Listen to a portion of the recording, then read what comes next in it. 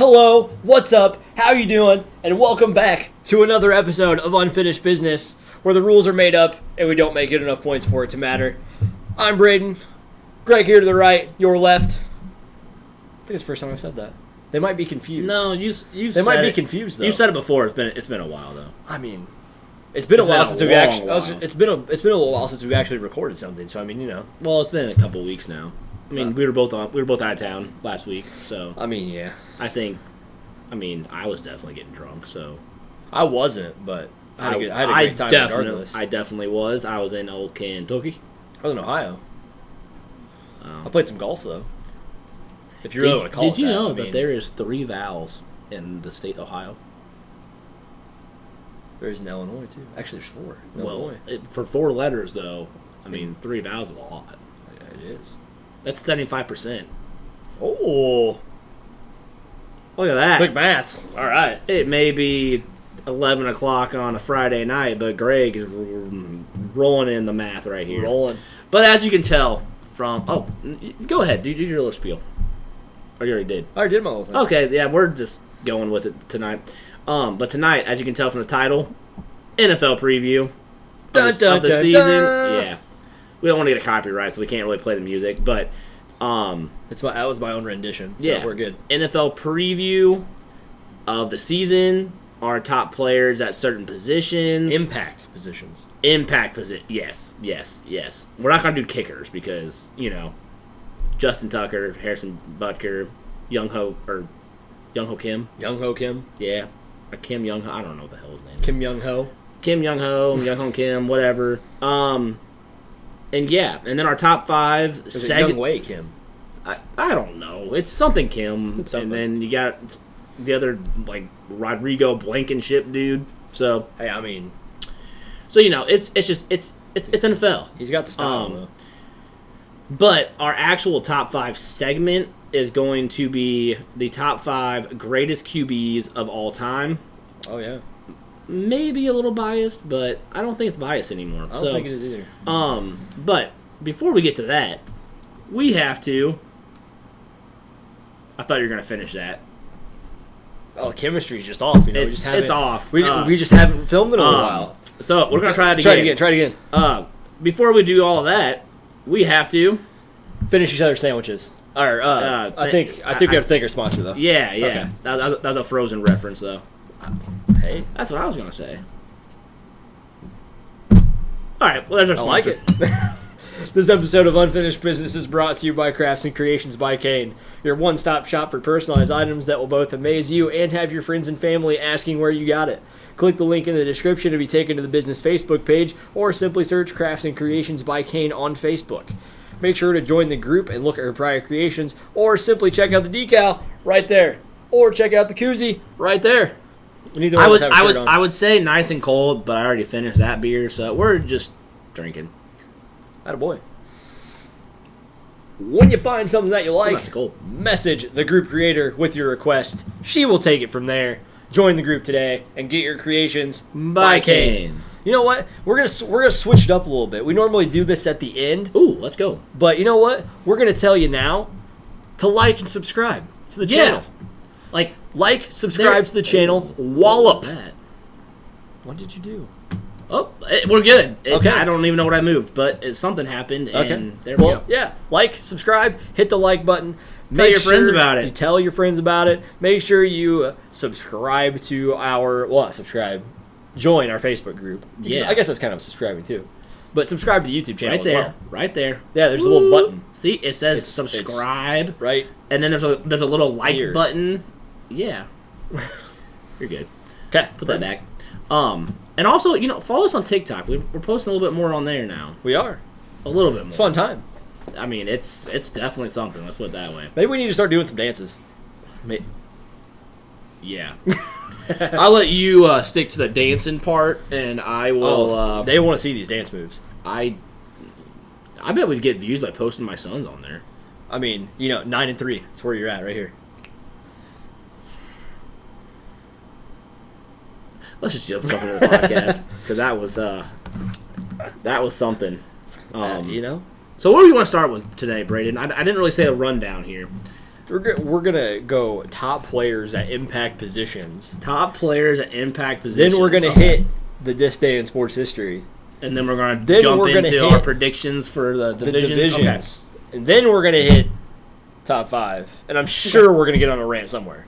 Oh, for sure. More than likely. Do you want to get into who we think could be the Super Bowl favorites at this point, or do you want to wait till the actual season starts and gets a little bit into it? I mean, I think that we can go ahead and say it now because I don't think it's going to change within the first couple weeks.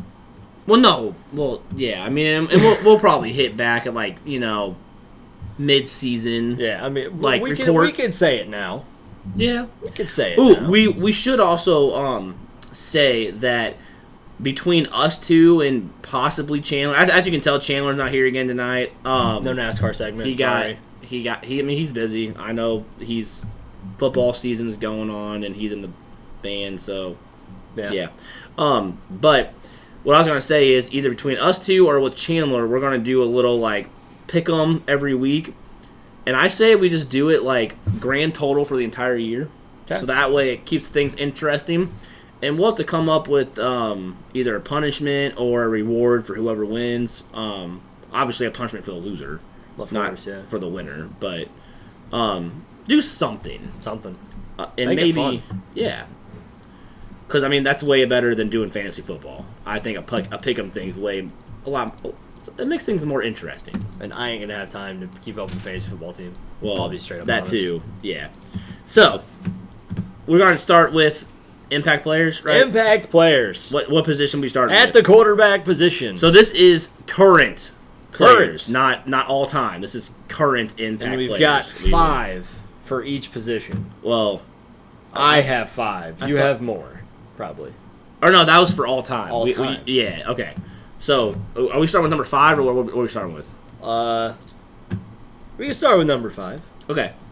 So, we're starting at QB. Starting at QB, You want me the to go quarterback first, or- position, the You go thrower first. of the football or hander off of the football, the guy that takes the snap, Yeah. the one that calls hike, calls the plays. That's a coach. I mean, depending on who you are. That's true. I mean, some Omaha. There we go. People, oh my god, we really had to add an Omaha in here. Yeah. Jesus All right. Christ. Next thing you know, we're gonna be Tebowing. Oh, don't tempt me. I mean, hey, I'll get don't it. tempt me. His books are good, by the way. His books are good. Completely off topic. His books are legit. But anyway, so my number 5. Number 5. Best QB or most impactful, aka best QB in the league. Josh Allen, Buffalo Bills. Ooh. Number 5. All right. Any particular reason? I mean, breakout season last year. Honestly, that Bills should run that division for the next 2-3 years, probably. And he quite possibly has, in my mind, the most talent around him of all the teams in that division. Yeah. So, Josh Allen. Yeah. Number 5 for me, Baker Mayfield. Interesting. Okay, what's your reasoning for Baker? My reasoning for Baker is he's always got the chip on his shoulder. He goes out, plays hard. He's got a whole city rooting for him. Obviously, other teams do as well. But I mean, Cleveland's not had a Super Bowl champion. Well, and I mean, and they definitely have the talent. They definitely have the talent. I They've mean, got Jarvis, Odell, Kareem. Hunt. You could argue that they should have beaten the Chiefs last postseason. Yeah. And yes, I know Chiefs fans are going to be like, "Well, Mahomes went down." I don't care. The Browns should have won that game. Should have, but they didn't. And especially since Mahomes went down, they should have won that game. Obviously, they didn't, but we'll get into our predictions later on, and I will give my 2 cents. So stay tuned for that. Number 4 for me is Russell Wilson. Okay. In my mind, Russell Wilson may be one of the most underrated quarterbacks in the league. Tough quarterback to bring down. Yeah, and just to me, he has enough talent around him that the Seahawks they should be better. They should be better. They should have. They should have a championship right now, but or have multiple with multiple. them. Yeah, I know what you mean. In my mind, I think their issue now is the defense.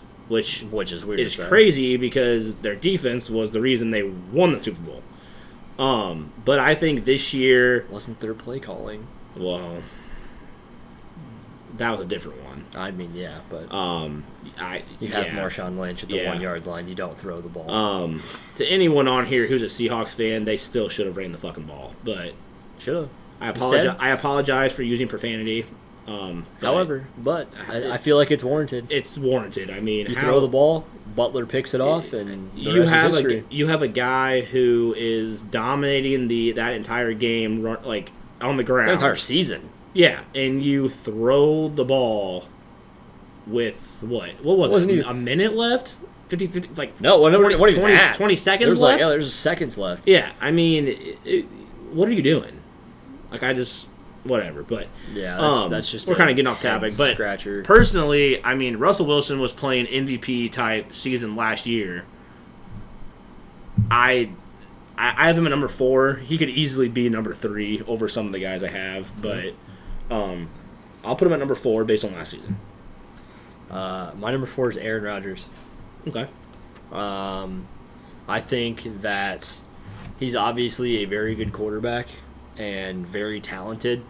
I feel like his drama from this offseason, and not even really, I mean, more so this offseason than in off seasons in the past, but he's really, I feel like, kind of brought down his own kind of legacy in a way. With for sure. Doing nothing but complaining the last couple off seasons and basically threatening to sit out a year so he didn't have to play for the Packers. And honestly, what's that gonna get him? Well, I mean, and not to get on a tangent already, but I get you're frustrated being with an organization and knowing that you personally and your offense is good enough to win a Super Bowl, and it's because of the defense that you haven't got over the hump. But you're getting paid to play. I mean, you're getting paid bank. Yeah. To be a part of this team. Don't. I mean, I hate to like use profanity again, but don't be a dick. Like, play for your team. Play for your fans. If you don't play for your team. I mean, if you want to be out because you think that they're doing you wrong because they brought in a rookie and basically are trying to replace you already, well, that's exactly what they did to Brett Favre. They brought in you to sit behind him, and that was a worse situation. Yeah, to sit behind him for a few years, take over the reins, and do that. And supposedly, Aaron Rodgers is good with Jordan Love. I call BS.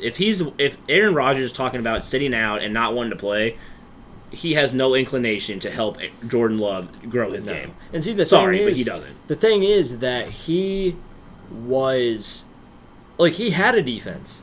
Yeah, he had a defense that was led by Clay Matthews, and it was one of the better defenses in the league. Well, they won a Super Bowl with Clay Matthews, though, right? Against Pittsburgh. Yeah, I mean, still, Matthews was on that defense, right? Yeah, I think so. Okay, I thought so. But I mean, you had him for more years after that, and you're. I mean, I don't want to say that it was the offense that was holding them back, but I mean that was one of the better defenses in the league. Yeah, at that time. Well, and there for a while, I do want to say they really did not have. What's going on here? Why did our mic just cut out? I don't know. Hold on here. You freaking bastard. Hello. Come on. Keep going. You fucking bastard. What the hell? Did you break it? I did not. I didn't do anything. There it is. Well, we have no idea if our mic just cut out right there, but we're going to keep going. Yeah. So if it didn't cut out and you heard me cuss at my mic, you know why. But I really don't know what just happened right there because everything's plugged in and everything's fine. But whatever. We're just gonna go with it. It's one of those nights. Yeah. So what were we talking about? You're saying that. Well, there for a while. I mean, he had Eddie Lacy as his running back. I mean, but he had Jordy Nelson as a receiver though. And Randall Cobb. Yeah. Well, and actually, this year they have Randall Cobb back. Yeah. So, which I mean, it's an old Randall Cobb. Good so for you. Yeah, I don't really want to say necessarily that it's going to be anything good, but I mean, they also had Donald Driver for a little while too. well, here's Blast my from the thing. past, if you You want. now on this offense, you now have Devontae Adams, Randall Cobb, Robert Tonyan, who Aaron Rodgers loves throwing to now, Aaron Jones, Valdez Scantling. Yeah. You have plenty of weapons on offense. If your defense can just keep you in games, you have no excuse I'd agree with to not compete and possibly win a championship. that. I'd agree with that. Now, obviously, the NFC is, in my mind, loaded compared to the AFC. Yeah. But I mean, you should have a chance, and especially in your own division. In my mind, and we'll get to this later, I think you have a great chance. Yeah. So I'd agree. but my number 3 is Aaron Rodgers. So, like we just talked about, Yeah. there's your reasoning. So I'll let you do your number 3. My number 3 is Josh Allen for the same reasons Okay. that you gave. Young quarterback, has nowhere to go but up. I think great talent around him.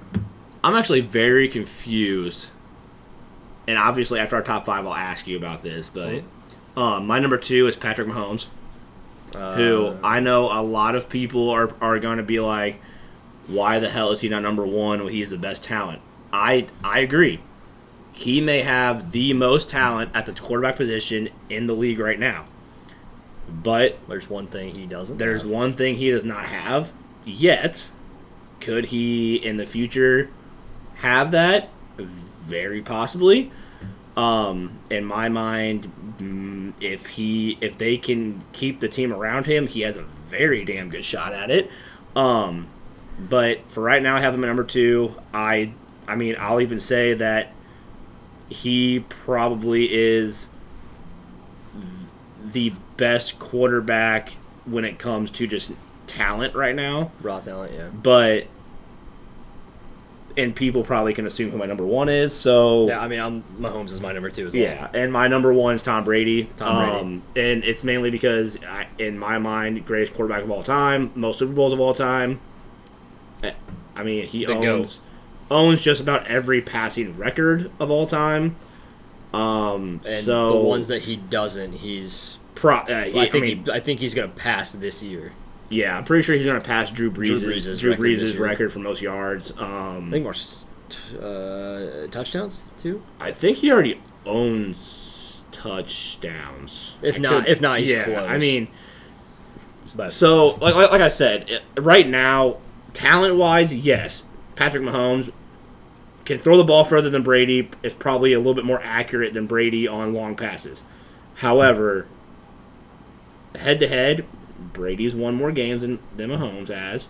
longer career. I mean, but Longer still, career. I mean, it's so for right now. I put Brady ahead just based on total career. Now, will Mahomes possibly go down as the greatest quarterback of all time? Yet to be seen. But as at like the start of his career right now, I would say it's a pretty damn good chance. See, I think I also have Brady as my number 1, but I agree that I think that Mahomes is the better raw quarterback, better talent. Yes.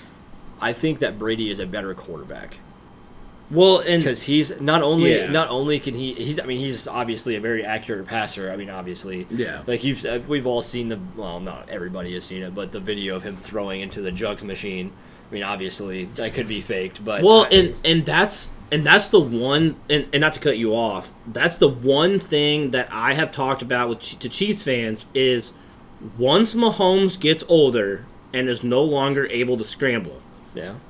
will he be able to be that typical pocket passer that a lot of the scrambling quarterbacks have not been able to transition to? Yeah. I'll just give an example, Mike Vick. Yeah. He came into the league electric. Probably one of the most electric quarterbacks ever. Best in Madden quarterback. Yeah. Of all time. Well, yeah. I mean, Madden 07? I think so. 07? Okay. It was somewhere at 04, maybe. 04, 07. Something like that. It was, yeah. I mean, it was almost an unbeatable card to have or player to use. So, Do I necessarily think that Mahomes can turn into the pocket passer? Maybe. But right now, I mean, there's times where he scrambles to make a play. Yeah. So, do I think that he has raw talent to do that? Yes. Sure. I just think that Brady's got the overall. He's got everything. Like, I mean, obviously that comes from experience as well. But I mean, he's got the high IQ. He makes the right plays. He makes the smart plays. He's not forcing passes into high traffic areas unless he absolutely positively has to. And that's the other thing that, and this is not a knock on Mahomes, but the system that he fell into, where you have a Travis Kelce, who I mean, I guess you could say Brady had Gronk, but it wasn't early on in his career. Yeah, I say Brady didn't have Gronk for the first 15 years. The other thing that Mahomes has is a guy like Tyreek Hill, who is just fast as hell. Yeah, can just beat somebody down the field, just throw the ball up. Yeah, I mean, Tyreek Hill is not a big guy or a tall guy, but throw the ball up, and 9 times out of 10, he's going to outrun the defender and somehow get underneath it. Yeah. So, and I don't want to knock. That's what I'm saying. I don't want to knock Mahomes for that, and I don't want to say that he's not a good quarterback, but I have Brady over him just based on the length of career and, honestly, some of the receivers he's had. Yeah. I mean, he made a guy like Wes Welker and Julian Edelman into superstar names. Chris Hogan. Yeah. Danny Amendola. I mean, these guys would not have been superstars in any other team. I'm just trying to be honest. Very true, yeah. So, I don't know. Right now, I still have Brady over him until Brady retires, to be honest. Yeah. So, that was our top. Yeah. That was our 5 quarterbacks. So, what position you want to go to next? Just go from the guy that gets the ball to the guy that's handed the ball. So we'll go with receiver with running backs. All right, we're gonna do number 5. Yeah, I'll go first. Okay. This time, Nick Chubb. Okay. Well, actually, I had a question for you. So you don't have Russell Wilson in your top 5? No. Okay. I don't. Curious. I do like Russell Wilson, but I just think that the players that are in my top 5 have more weapons around them to be more dangerous. I would agree with that. And I would say, and don't get me wrong, Russell Wilson, he's got some weapons as well. I mean, he's also got Chris Carson in the backfield as well. I mean, personally, the reason why I had Russell Wilson at 5 or higher than that, I had him at 4. 4, yeah.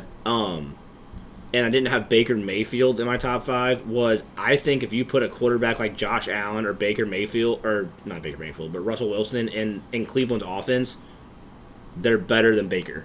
Mm-hmm. Like, you see what I'm saying? See, but they don't get the players as hyped as Baker does, though. Well, they're not out there playing the drums. I mean, you know. All right, let's go to running back. So your number 5 is Nick Chubb. Nick Chubb. Okay.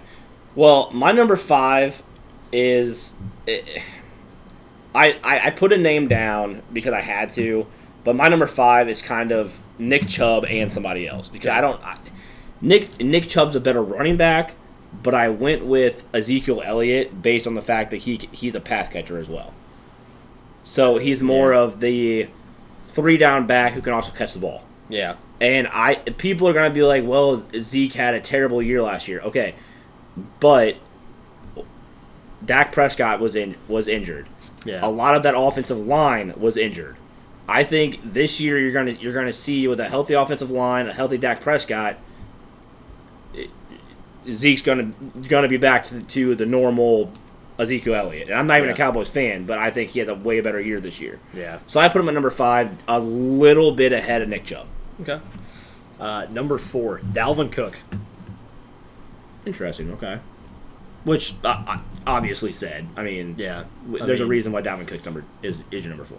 Yeah, dynamic player. My number 4, which is probably gonna cause a little bit of controversy either between us or somebody watching this, Derrick Henry. I have him at number 4, and again, it's because he he's not a pass catcher. He's that prototypical running back, and he will run people over. And he was the best running back in the league last year. I will say it right now. But going into the season, do I think he can have the same year that he did last year after all the touches? Absolutely not. Is he one of the scariest guys I've seen in my life? Absolutely. I don't think he can keep up that same year that he had last year going into the season. Personally, I don't see it happening. Fair point. So that's why I have him number 4. I mean, if you base off of last year's stats, he's number 1. Yeah. But I'm just talking about going into the season, who I think top 5. I put him at number 4. Yeah. I mean, my number 3 is Saquon Barkley. See, and I'll kind of ruin the rest of my top 5. I didn't put Saquon in because I haven't been able to get enough to really know, is he a top 5 running back? See, my thing is though is that you had that good that good first rookie year that he had, and then you also come into his sophomore season, gets hurt, and you see how badly that team struggled. And my other issue with Saquon is he's on a team that his stats are not going to show how good he is. Yeah. Because they have no weapons. Yeah. He is their weapon. He is their offense. They really don't have anyone else. So my issue with that is teams are only going to feature after him. Yeah. And honestly, that's the reason why, I mean, I had him his rookie year in fantasy, but even if he was available last year, I was going to take him because he's the fantasy running back that you almost don't want because he has no one else around him. Yeah. He'll get touches, but he's not going to get you very many fantasy points. It was like really any statistical value. Yeah, it was like a couple of years ago when like that last year of like Todd Gurley being with the Rams. Yeah. Like when Todd Gurley went to the Falcons. That too. I mean, they had weapons, and honestly, he couldn't do much. Yeah. But what were we on, number 3? Yeah. My number 3 is Alvin Kamara. Pass catching back. The reason why I have him at number 3 this year is I'm anxious to see how he does with Jameis as quarterback or Taysom Hill. He will probably get a lot of touches. Will he get the same accurate passing? No, probably not. No. So I have him at number 3. Still, you could argue that Derrick Henry should actually be number 3 over him, in my mind. But number 2, CMC, Christian McCaffrey. Okay. I mean, he's your prototypical. If you need a big play, give him the ball, he'll make something happen. Yeah. I mean, he'll throw a pass. And the same with Saquon. It'd be nice to see like McCaffrey stay healthy. Yeah, it would. However, whenever McCaffrey is healthy, I mean, he's dynamic. 100 yards rushing, 100 yards through the air, or 100 yards receiving. Yeah, I mean, there's a reason why in a lot of, and I don't want to just get into fantasy right here, but there's a reason why he's going number 1 or number 2 in a lot of fantasy drafts. Yeah. Is especially PPR. You're going to be getting a lot of value on him. We'll be in 10 receptions. Number 2 for me is Dalvin Cook. Kind of the same reasoning as Christian McCaffrey. In that offense, he not only is sometimes their leading receiver, but obviously their leading rusher too. Well, that's all. I mean, that's also because Kirk Cousins can't throw the ball more than 5 yards. Well, I mean, that's a whole different issue. I mean, it is. I mean, you could also argue fantasy wise, that's the reason why the best receiver to get fantasy wise is Devontae Adams. Yeah, is Aaron Rodgers just throws a nice little slant to him, and he has 10 receptions a game. Sure. Where there's 10 PPR points just in receptions. Yeah, not to mention the 10 yards he gets each slant. Exactly. So, not to mention like the 2 touchdowns that. Yeah. I mean, I think last year those slants. last year he had just a ridiculous amount of touchdowns. Yeah. So, but who's your number 1? Derrick Henry. It was kind of based on last year and just the fact that he's a freaking monster. Based on last year, and then just also another one of those players of. He's not the same type of a player as a Christian McCaffrey, obviously, but he's another one of those players that's dynamic. And if you have a big moment, you're giving him the ball. I don't care if it's 4th and 20.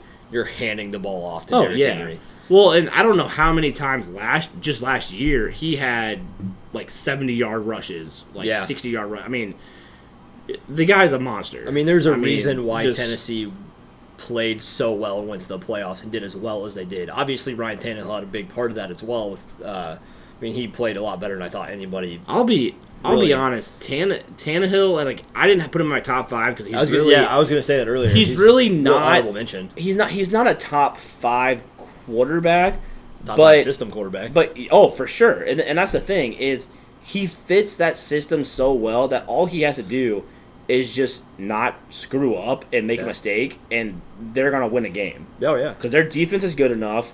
They have Derrick Henry, and now they add Julio. I mean, we'll get into this. They added Julio Jones. Yeah. And they already have A.J. Brown. So, yeah. I mean, they are poised to make a run in the AFC this year. We'll get into if I think that's going to happen. But... Yeah. But I also put Derrick Henry number 1 because I'm afraid that he partially somehow might see this and then. Yeah, no kidding. He might come kill us. Yeah, he scares me. So, my number 1 is Christian McCaffrey, which as we talked about, receiver, running back, everything. Derrick Henry, if you do see this, I will never come to Nashville again. So just you're fine. I will. Well, that's fine. You put him at number 1. I put him at number 4. So. At least you had him in your top 5. Yeah, that is true. I had to do in my top 5, so just you're still really good. So we'll get into wide receiver. Wide receiver. So we have. Do you have 7? I have 5. I thought you said 7. Well, because we were gonna do wide receivers and tight ends. Oh, okay. Well, I just did 5. I'll do 5 then. I'll erase mine. Sounds good. So my wide receivers. Probably gonna piss somebody off because I do not. I'll just go ahead and say it now. I do not have Tyreek Hill in my top 5. I don't either. I don't think he's a top 5 wide receiver personally. I don't think he is a wide receiver. I think he's a sprinter. Yeah, I think he has no idea how to run an actual route, and he just gets open in that system. And 9 times out of 10, his route is a route. Hey, let's just run as fast as I can, straight down the sideline, and beat my guy. It's either a go route, a post route, or a flag route. Yeah, every single time. So I know this is gonna piss off a certain somebody that I work with, and I really don't care. I've told you multiple times that I don't think Tyreek Hill's a top 5 quarter receiver. Is he top 10? Yes. Yeah. Is he top 5? No. So my number 5. He's a top 5 kicker punt returner. My number 5 is Julio Jones. Okay. I mean, big wide receiver, knows how to run a route, and I think him going to Tennessee, I could put them over the hump there. And somebody's gonna say, well, he already was in a good offense with Matt Ryan and had Calvin Ridley, and he couldn't do anything. They didn't have a running back. I mean, that's true. And however, whenever they didn't have Calvin Ridley and they had just Julio Jones and Matt Ryan, they were quite successful. Yeah, he balled out. Should have won a Super Bowl, but 28-3. My number 5 is Odell Beckham Jr. See, I'm gonna be honest. I don't have him in my top 5 either. OBJ, again for that plain. You need a play, throw it up. He'll find a way to catch it. And I mean, he will find a way to catch it. I think the same reasoning that I have for Saquon is A, I'd like to see Odell stay healthy. Yeah. And B, to be honest with you, I've never really thought Odell was, and I'm an LSU fan, I never thought Odell was really that good of a wide receiver. I think that he made bank on the fact of the one catch. I'm just going to be honest. I mean, I feel it's a lot of good catches he's had. Well, but what I'm saying is, I see a what lot you're of saying. people only know Odell because of the one-handed catch against the Cowboys. The 3-fingered catch. Well, yeah. Yeah. But Is he a top 10 wide receiver in the league? For sure. Over Tyreek Hill, for sure. I mean... He could run a route. Yeah, because he can run a route. Tyreek Hill can't. But do I put him in my top 5?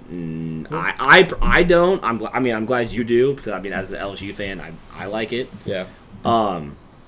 So, what are we on? Number 4? I have Stephon Diggs. Okay. I always like Diggs. I always like Diggs in Minnesota. Minnesota, yeah. And since he went to Buffalo, I think with a better quarterback, it's only made him even better. Yeah. And again, Diggs can run a route. Oh yeah. Yes, he has moments where all he does is a poach route, or he was Miracle in Minnesota. He caught that, didn't he? Obviously, that's more of a... Yes, he caught it, but I'm gonna be honest about the Minnesota Miracle. That was just a dumb fucking safety, or was it safety or corner? No, both. Safety. Honestly. Both. Because that route is only going one way. Yeah, and the corner gets beat, and then the safety tries to interception. I think we've talked about this. That play should never have happened. No. Ever. No. But I have Diggs at number 4, and you could argue that Julio could be over top of him, in my mind. Yeah. My number 4... Actually, I'm going to switch my number 3 and number 4. So my number 4, Michael Thomas. Okay. Obviously, he's had some kind of off-season stuff this year as well. Yeah. Obviously, great talent, good route runner, can catch. And what I'm wondering is, can he be the same wide receiver, A, after being injured? Yeah. And B, with Jameis Winston? If he stays. That's true. Yeah, I didn't really think about that. If he stays. Yeah, it's going to be interesting. I think he does, but I don't think. So do I. I think he might. Yeah, and that kind of mid-year maybe. And that goes into my number 3. I have Michael Thomas my number 3. And realistically, Michael Thomas is a top 5 wide receiver. Oh yeah. You could argue that I should switch some of my other ones and move him down and move the other ones up, but definitely a top 5 wide receiver. Yeah. So he's my number 3. My number 3, Julio Jones. Okay. Dynamic wide receiver, good route runner. Can catch just about anything. And what pisses me off about the Julio Jones stuff is people are like, well, he's never good in the red zone. There's a reason for that. He's always triple team in the red zone. It's hard to bring the ball down when you have everyone over top of you, which is another reason why I like him going to Tennessee, because A, you have to guard for Derrick Henry. Oh yeah. You have to guard for A.J. Brown, who's bigger than Calvin Ridley, and now you have Julio Jones. I think this year in Tennessee, you are gonna see a different Julio Jones than you saw in Atlanta, and if that's the case, watch out. I will say my number 2 is one of those players that's double and triple covered and can still come down with the ball at the red zone. I might know who your number 2. I might know who your number 2 is then. Do you? Probably. Okay. My number 2 is DeAndre Hopkins. Okay. Him going to Arizona, I think, was fantastic for him. Oh yeah. And you could argue he could actually be number 1 in the league. Honestly. I think I know who your number 2 is, and I was going to put him in my top 5 if it's the guy I'm thinking of. But I want to see more. Who do you think it is? DK Metcalf. No. Okay, never mind. Who's your number 2? Mike Evans. See, I don't. See, Mike Evans. Personally, I don't have him as a top 5. He is one of those players. He's not like big framed, he's not huge, but he finds a way to catch the ball. He's double, triple covered in the red zone a lot. He still puts up a good number of touchdowns each year. One of the better route runners in the league. I mean, he just finds a way to get open. And then you have a quarterback like Tom Brady as well. Well, that's what I was going to say. Is I think now more so than in the past. Yeah, Mike Evans is benefiting from a great quarterback. See, and I think that I'm thinking that if you, like he's benefiting from a great quarterback, and then I also think if you go back a few years, I think that Jameis Winston was benefiting on Mike Evans being a great wide receiver that can catch just about anything that's thrown to him. Yeah, no, I'll agree with that.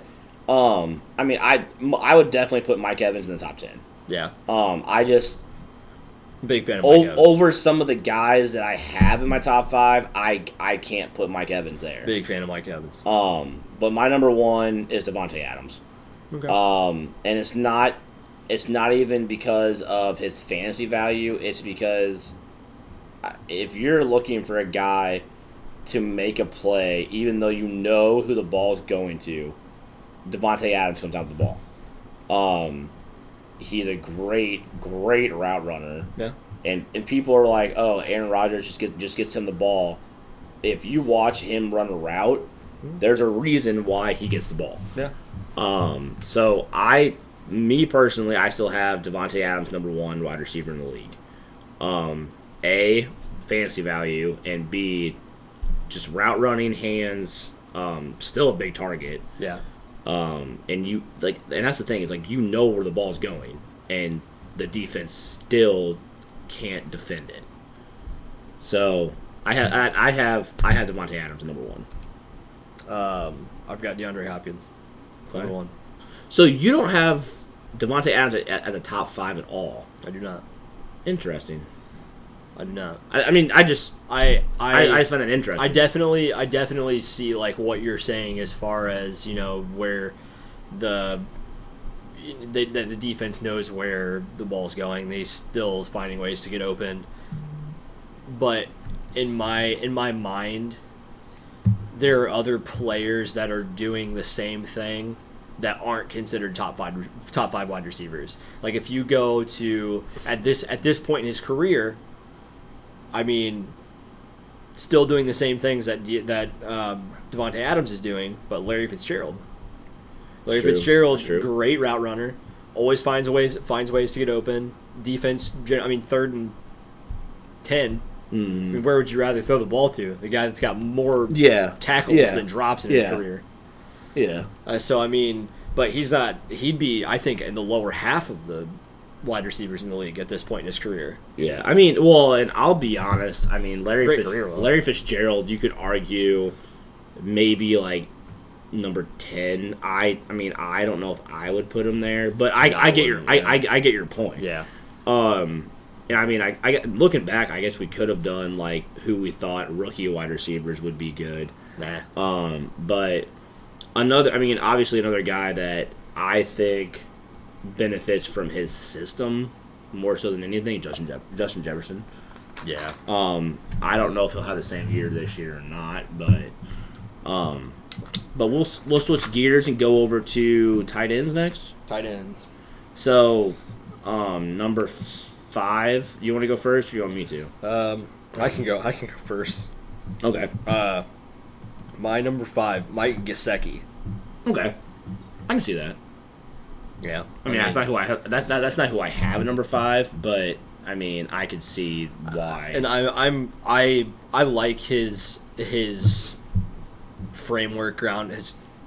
Good, obviously good blocker as well as a good receiver. Well, and I will say before we get started on our tight ends, I think we both, and at least me. I don't want to get into your top 5, but I did not put a guy like Kyle Pitts, who I think could be a top 5 tight end this year, but without seeing him play a single snap in regular season NFL, I'm not going to put him in my top 5. Yeah. Now, could he end up being a guy that has a top 5 year? Sure. For sure. He has enough talent, and he's on a team that easily needs a receiver. But I just wanted to kind of clarify that Kyle Pitts is not in my top 5. I don't think he'd be in yours, but my number 5 is T.J. Hawkinson. The only issue I have with him is he's on the Lions. Yeah. And now they have Jared Goff. So hey, he's a good system quarterback. So maybe I should change to Mike Gesicki. No, I think Hawkinson is. I mean, he's a great player. Yeah, great, I mean he's a great tight end. It's just now that he no longer has Stafford to throw to, or that's throwing to him. And see, and the thing that it's not going to be very beneficial for him is just Jared Goff doesn't really throw to tight ends. No, at all. I mean, they didn't really use one in Los Angeles. No, I mean they had Higbee and they had Gerald Everett. And, I mean, don't get me wrong. Toward the latter half of the year that they went to the Super Bowl, I will say that they started using the tight end a little bit more. However, but that's the thing is they did on the year that they went to the Super Bowl, and then after that they basically almost didn't even play a tight end at times. Yeah, they ran a 4 wide receiver set. See, and the thing is that they did it super successfully whenever they went to the Super Bowl, and then the next year they almost tried to adjust and adopt it too much. They would adjust and try and throw to that tight end and try and use that tight end more often than was necessary. Yeah, I agree with that. So I mean, then it would tire out your. Because, I mean, they only had, at that point, they had Gerald Everett and Tyler Higbee, but they weren't really using Tyler Higbee as a receiver at that point. They were only using Gerald Everett as a receiver. Mm-hmm. Tyler Higbee was more of a run blocker for Todd Gurley. Yeah. So, when Gerald Everett was out there... Which, obviously, I mean, you need your tight end to block, too, but yeah, in the NFL, in today's NFL, you also need a tight end that can catch. Yeah. So, I mean, if you're not even throwing them the ball... Yeah. There's really no point. Yeah, we'll see how that goes. Yeah. So, who's your number 4? My number 4 is... Now, this is basically strictly going to be... This is somebody that's really not necessarily a one-dimensional, but very much a pass catcher and not a blocker at all. Okay. And really, I have him here for red zone opportunities and dynamicism. Dynamicism. Yeah. Okay. Gronk. Okay. I mean, I definitely agree. Definitely getting up there in age. Definitely, I agree. I agree with you. Dipping a little bit, but I mean, you get him at the 10-yard line. Yeah. Okay. My number 4 is I have to look back.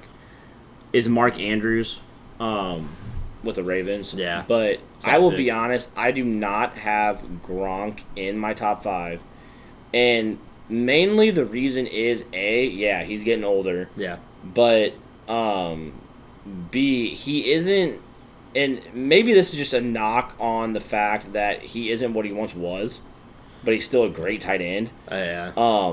But that's my thing. He's not the same player he once was, but I also don't know if maybe that's just me. He's not as dynamic as he once was, so I don't think he's as great. Yeah. And he's not top 5, even though he probably still better than a lot of the tight ends in the league, even at what he's doing now. I just the thing that's crazy is just that if you just think about the career that he'd have if he wasn't so injury prone. Oh, for sure. And if he didn't take a year off. Yeah, he didn't take a year off. I mean, he retired at the peak of his career. Mm-hmm. So. No, I mean if he could have avoided injury, I mean people still argue that he still is possibly the greatest tight end of all time. Definitely one of the most dynamic. Personally, I think I still would give the knock to Tony Gonzalez. I'll say it's hard to go against Tony Gonzalez. But I see what people are saying about why Gronk is. I mean, he definitely, like you said, in his prime, one of the most dynamic tight ends of all time. There's literally nobody that could guard him. Yeah, and I mean, there's a reason why he teamed up with Tom Brady in Tampa. I'm just gonna be honest. He wanted to win another ring. But my number 4 is Mark Andrews. Big target, and really known for receiving more so than Yeah. blocking, but he can still block. Yeah, he's So- my number 3. Okay. Well, enough said. Yeah, I mean, he's my number 3. my number I 3. feel like the next couple are probably going to be The next 3 are probably going to be back and forth. the same, but maybe a different order. Maybe. My number 3 is George Kittle. Okay. Personally, I think any of the next 3 you could switch. Yeah. I think George Kittle is number 3 for just his catching ability and pass and like run blocking. Yeah, great blocker as well. But I think the next 2 are just better at what they do. To be honest, My number 2 is George Kittle. your number 3 My number is 3 was Sanders. Sanders. Okay. So your number 2 is George Kittle. Yep. My number 2 is Darren Waller. Huge body. The only knock that you could probably say to him is he's on the Raiders. Yeah. And And I mean that's not even a knock to the Raiders. It's just it's not to Derek Carr. Exactly. And I think that's why I think that's kind of the main reason why I have him off. Yeah. I mean, you look at all these other players. I mean, with my 5, Gesicki, you've got Tua. I mean, Gronk, Brady, Mark Andrews, Lamar Jackson. Well, and that's my thing is George Derek Kittle, Carr's Jimmy Derek Carr's not a bad quarterback. The problem is he's not good. I Yeah. mean, he's not bad. He's not bad, but he's not. He's not good. Like he's not a top 10 quarterback in the league. Yeah. I mean, he's not the worst quarterback in the league by any means. I mean, I think he is a second string quarterback on 90% of the teams in the NFL. Yeah. I feel Yeah. like that's I a mean- safe statement and assumption. I mean, I don't know. I think he's who's he starting over? Sam Darnold. Okay. Daniel Jones, Maybe. Zach Wilson, Trevor Lawrence. See, I think that if Jacksonville had Derek Carr and they had Trevor Lawrence, I think Trevor Lawrence starts over Derek Carr. Well, I mean, Same thing with Zach Wilson. I mean, when you're drafting them 1-2, I would probably say yes. So, yeah, it's But I also think that if you have a Derek Carr, it makes the transition easier. I mean, think it about might make it easier. I mean, but think he's about still not starting. I mean, think over about the Jets. They have Zach Wilson. Yeah. Think about the Jaguars. They have Gardner Minshew. Hey. You're starting Trevor Lawrence over Gardner Rigo. Minshew. Yeah. I mean, he might have had some decent games, but you're starting Trevor Lawrence. You don't draft him number 1 to sit him on the bench for an entire season.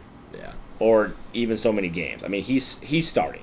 Yeah. I just don't. But I mean, I've never been a Derek Carr fan. I just think that he's not bad. Don't get me wrong. He's obviously an NFL quarterback. He's and I mean, been successful. And he definitely has moments where you're like, okay, Wow. this guy could easily be a top 10 quarterback. But then he also has moments where you're like, what the fuck are you doing? Yeah. So Dumb college mistakes. So that's why I'm saying, like, the knock that you have with Darren Waller is he plays in an offense that Has Derek Carr. has Derek Carr. Yeah. Um, Great at times. but I think Horrible at sometimes. his talent and his size puts him over, in my mind, over George Kittle. So who's your number 2? My number 2 is George Kittle. Okay.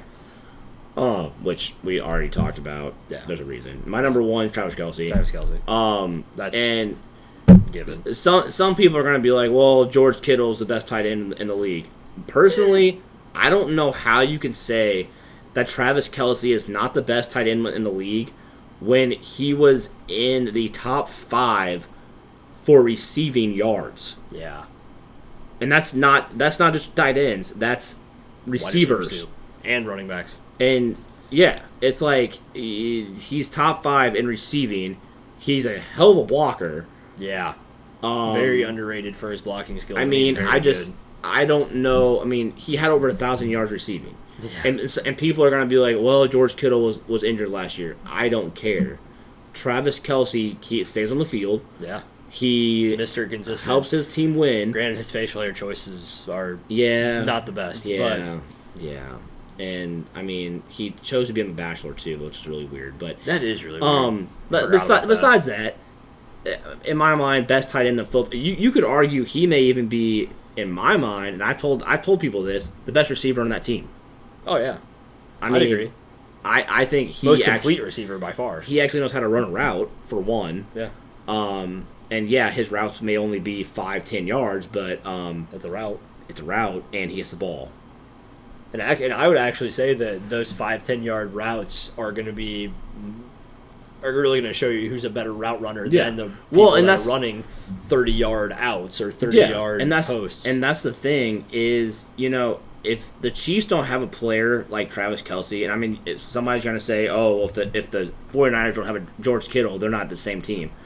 You're right. But if the Chiefs don't have a guy like Travis Kelce, they're nowhere close to the same team. Yeah. I'd agree with that. I'm just going to be honest. I would definitely agree with that. And so that's my tight ends, and I'm sure we kind of agree on that. Yeah.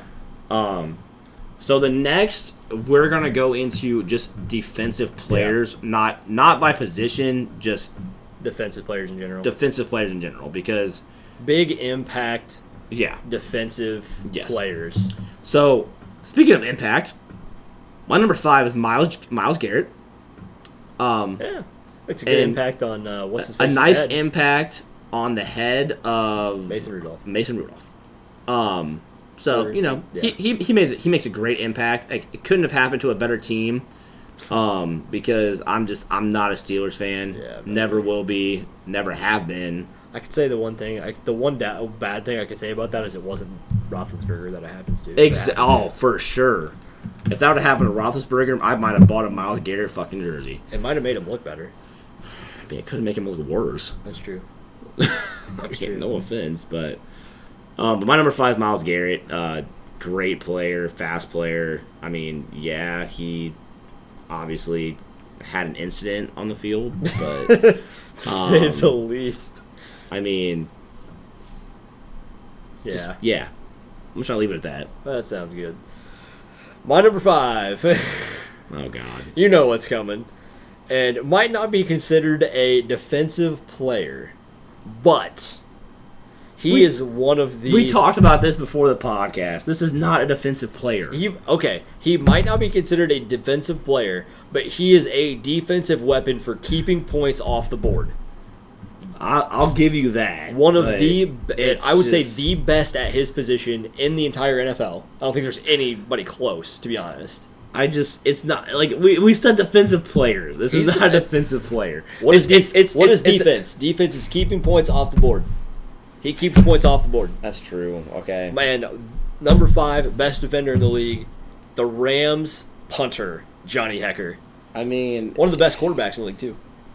Oh my God. Hey, actually, I'm going to ask you a question. He's a great passer. I'm going to ask you. Rather have him than Jared Goff. I'm going to ask you a question. Okay.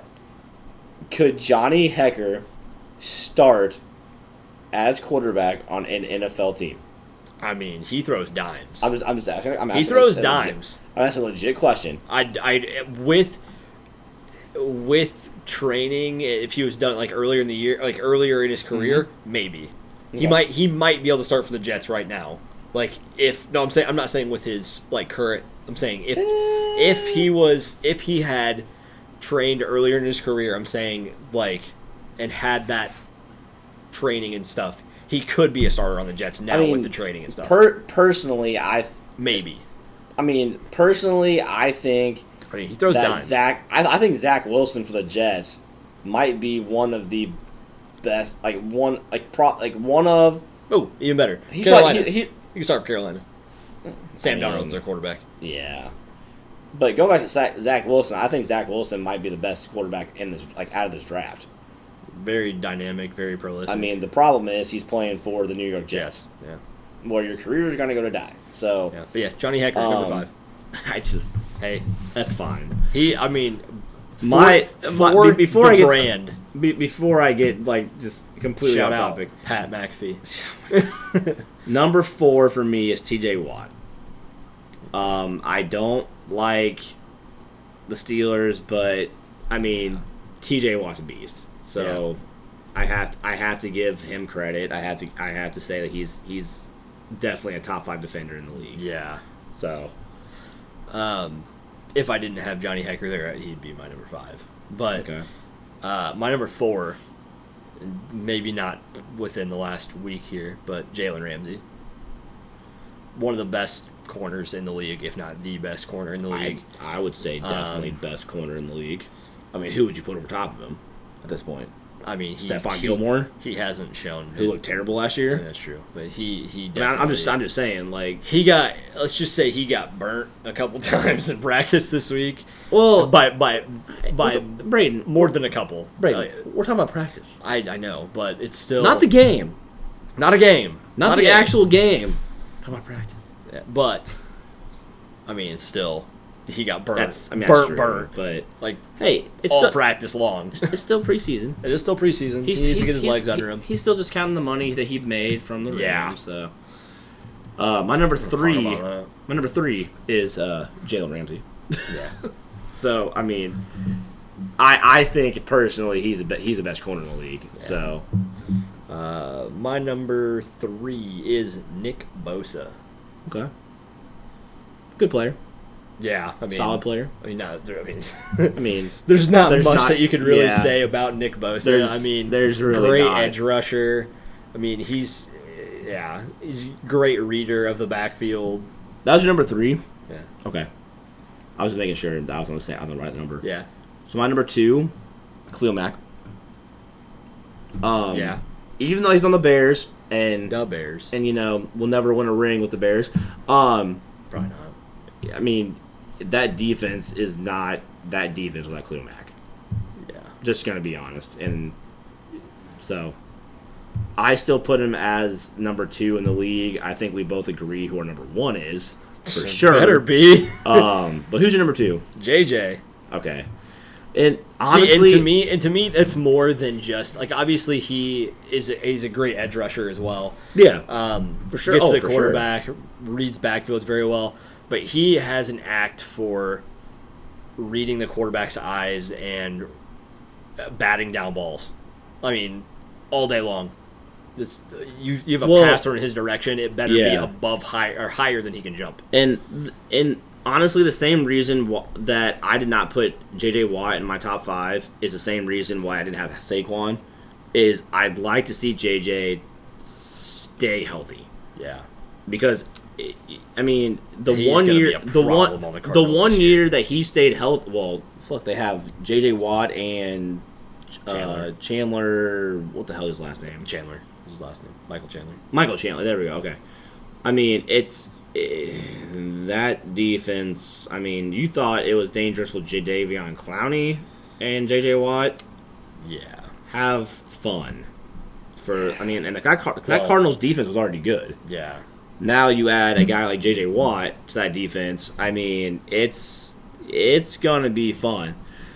I want to see him stay healthy. I really do. Chandler Jones. I'm sorry. I want to say I didn't. Michael Chandler was a freaking fighter. Oh yeah, it is. I just thought about that. That's the koala bear. God. Jesus Christ! You can tell it's past midnight now. That's the koala bear. But yeah, Chandler Jones. That's the expatriate. Yeah, I'm pretty sure. Yeah. So I want to see J.J. Watt stay healthy. But my number 1, Aaron Donald. For Aaron Donald, very obvious reasons. I don't think there's much we have to say about that. Aaron Donald's the best defender in the league. Yeah, I mean, there's not anybody that can tell me otherwise. That's just, I don't care if he's no longer the highest paid defender in the league, or maybe he is. I don't remember. I'm not sure if he is anymore. But I know he was. There's a reason. There's a reason why they paid him what they did. There's a reason why.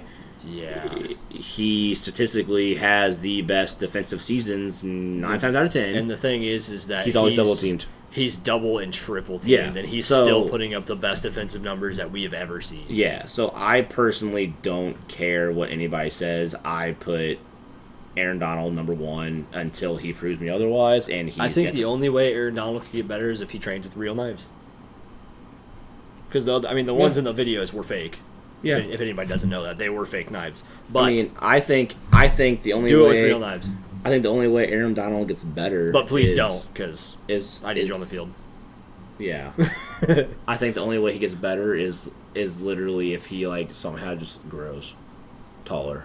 See, I don't even know if he'd get better. I think he'd get worse. I'm just saying, Yeah. like, there's not much more. Just imagine, that, imagine if J.J. Watt would have went to I mean, Los Angeles and teamed up with Aaron Donald. I mean, here's the problem: they could add whatever they wanted to that defense. They still couldn't win Super Bowl. Well, they can't. They couldn't afford it because they're, Well, yeah. That's Wes Snead and I'm not even gonna say the owner's name. Hey, I will definitely say something. Their quarterback position upgraded this year. Oh yeah, For sure. For Hands down, sure. upgrade. But that was our top 5 for current players. yeah. So we will go to This day in sports history, August 20th, 2021 is this year. But yeah, I think. we'll start with your favorite team, Which sport? baseball. Ooh, the White Sox. 1915, Ooh. the Chicago White Sox. Well, August 20th, 1915. Was this the White Sox or the Black Stockings? The White Sox Okay, cool. trade Robert Roth, Ooh, nice. Larry Chappell, Nice. Ed Klepfer, and $31,500 Sweet. for a player. Yeah.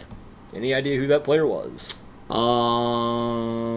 He's quite famous.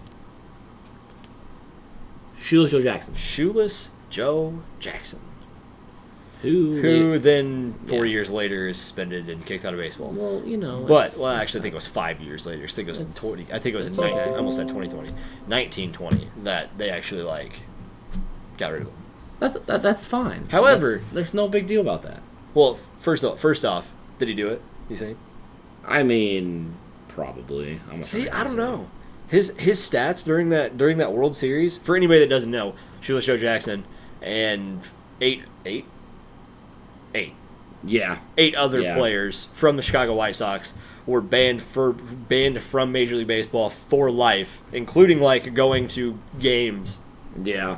as spectators, Yeah. or being involved in any organization at all, for life, for Throwing the World throwing a World Series in 1919.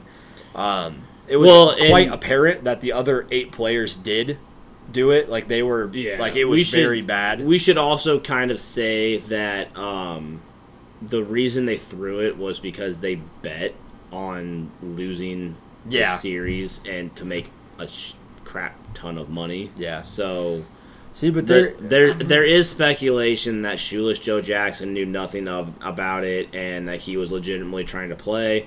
yeah. Here's my thing. There's If- a couple different theories. If 8 other guys were playing that bad, There's nothing that any one man could do. no. But I mean, the other thing is, he had to have known something Yeah. was going on. You know what I'm saying? Yeah. I mean, you have to know. Okay, if they're playing great the whole season, and then they're somehow playing absolute dog shit Yeah. in the World Series, A, you're going to ask them, hey, what the hell's going on? Or B, you know what's going on and you don't really care. See, here's the thing that's crazy though, is that not only so like you said, there's a couple different theories. A couple people said that one says that he knew nothing about it. There's another theory that says that he knew about it and was against it and tried to do the best he could, and then was later given payment by whoever was paying them, and then he ended up giving it back, which is then part of the reason how everybody found Yeah. out about it. Yeah. But just looking back at his stats from that World Series, hard to do much better. I mean, I think he kind of single-handedly took that series to 7 games. Well, I mean, two or 3 of the players that threw the series were their starting pitchers. Yeah, well, and that's what's crazy is, people are talking about they threw the series. It still went 7 games. See, and the thing is that it would be easier to say that he threw the 1917 World Series, and it would be that he threw the 1919. Because I mean, he hit 375 in the 1919 World Series. He had, 1 home run, okay, but 6 RBIs. He only struck out twice. And that's really, that would really be a telling stat for somebody that was trying to not play well, striking out. Because obviously you can just not swing at pitches that were bad. I mean, just not seeing the ball well. Things like that. Things happen. But it's one of those things that it's easier to throw it if you're striking out rather than hitting the ball. Yeah. And obviously he could have swung and hit the ball and just happened to find gaps. It happens. But I don't know. I personally don't know. There are times I think that he does it, and there's times he's still kicked out of the Hall of Fame too. But, well, no, but I'm saying he can't even join the Hall of Fame. Yeah, he's he's still permanently banned. Which we've talked before about certain players that we think still need to be in the Hall of Fame. But continue with this day in sports history. August 20th. August 20th, 1945.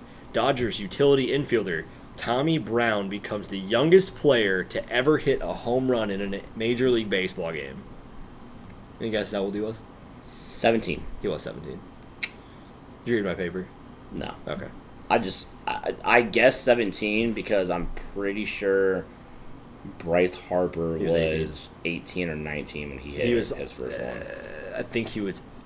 He might have been 19. I think he was 18 with a 19. Couple weeks until he turned 19. So that's why I knew that he was not the youngest. So there wasn't much going on this day in sports history. So the only other one that I really found that was really interesting was in 2000. Tiger Woods became the first player since Ben Hogan to win 3 of the 4 major golf tournaments in a calendar year. Impressive. That was back when Tiger Woods owned golf. So I think Jordan's done it since then though.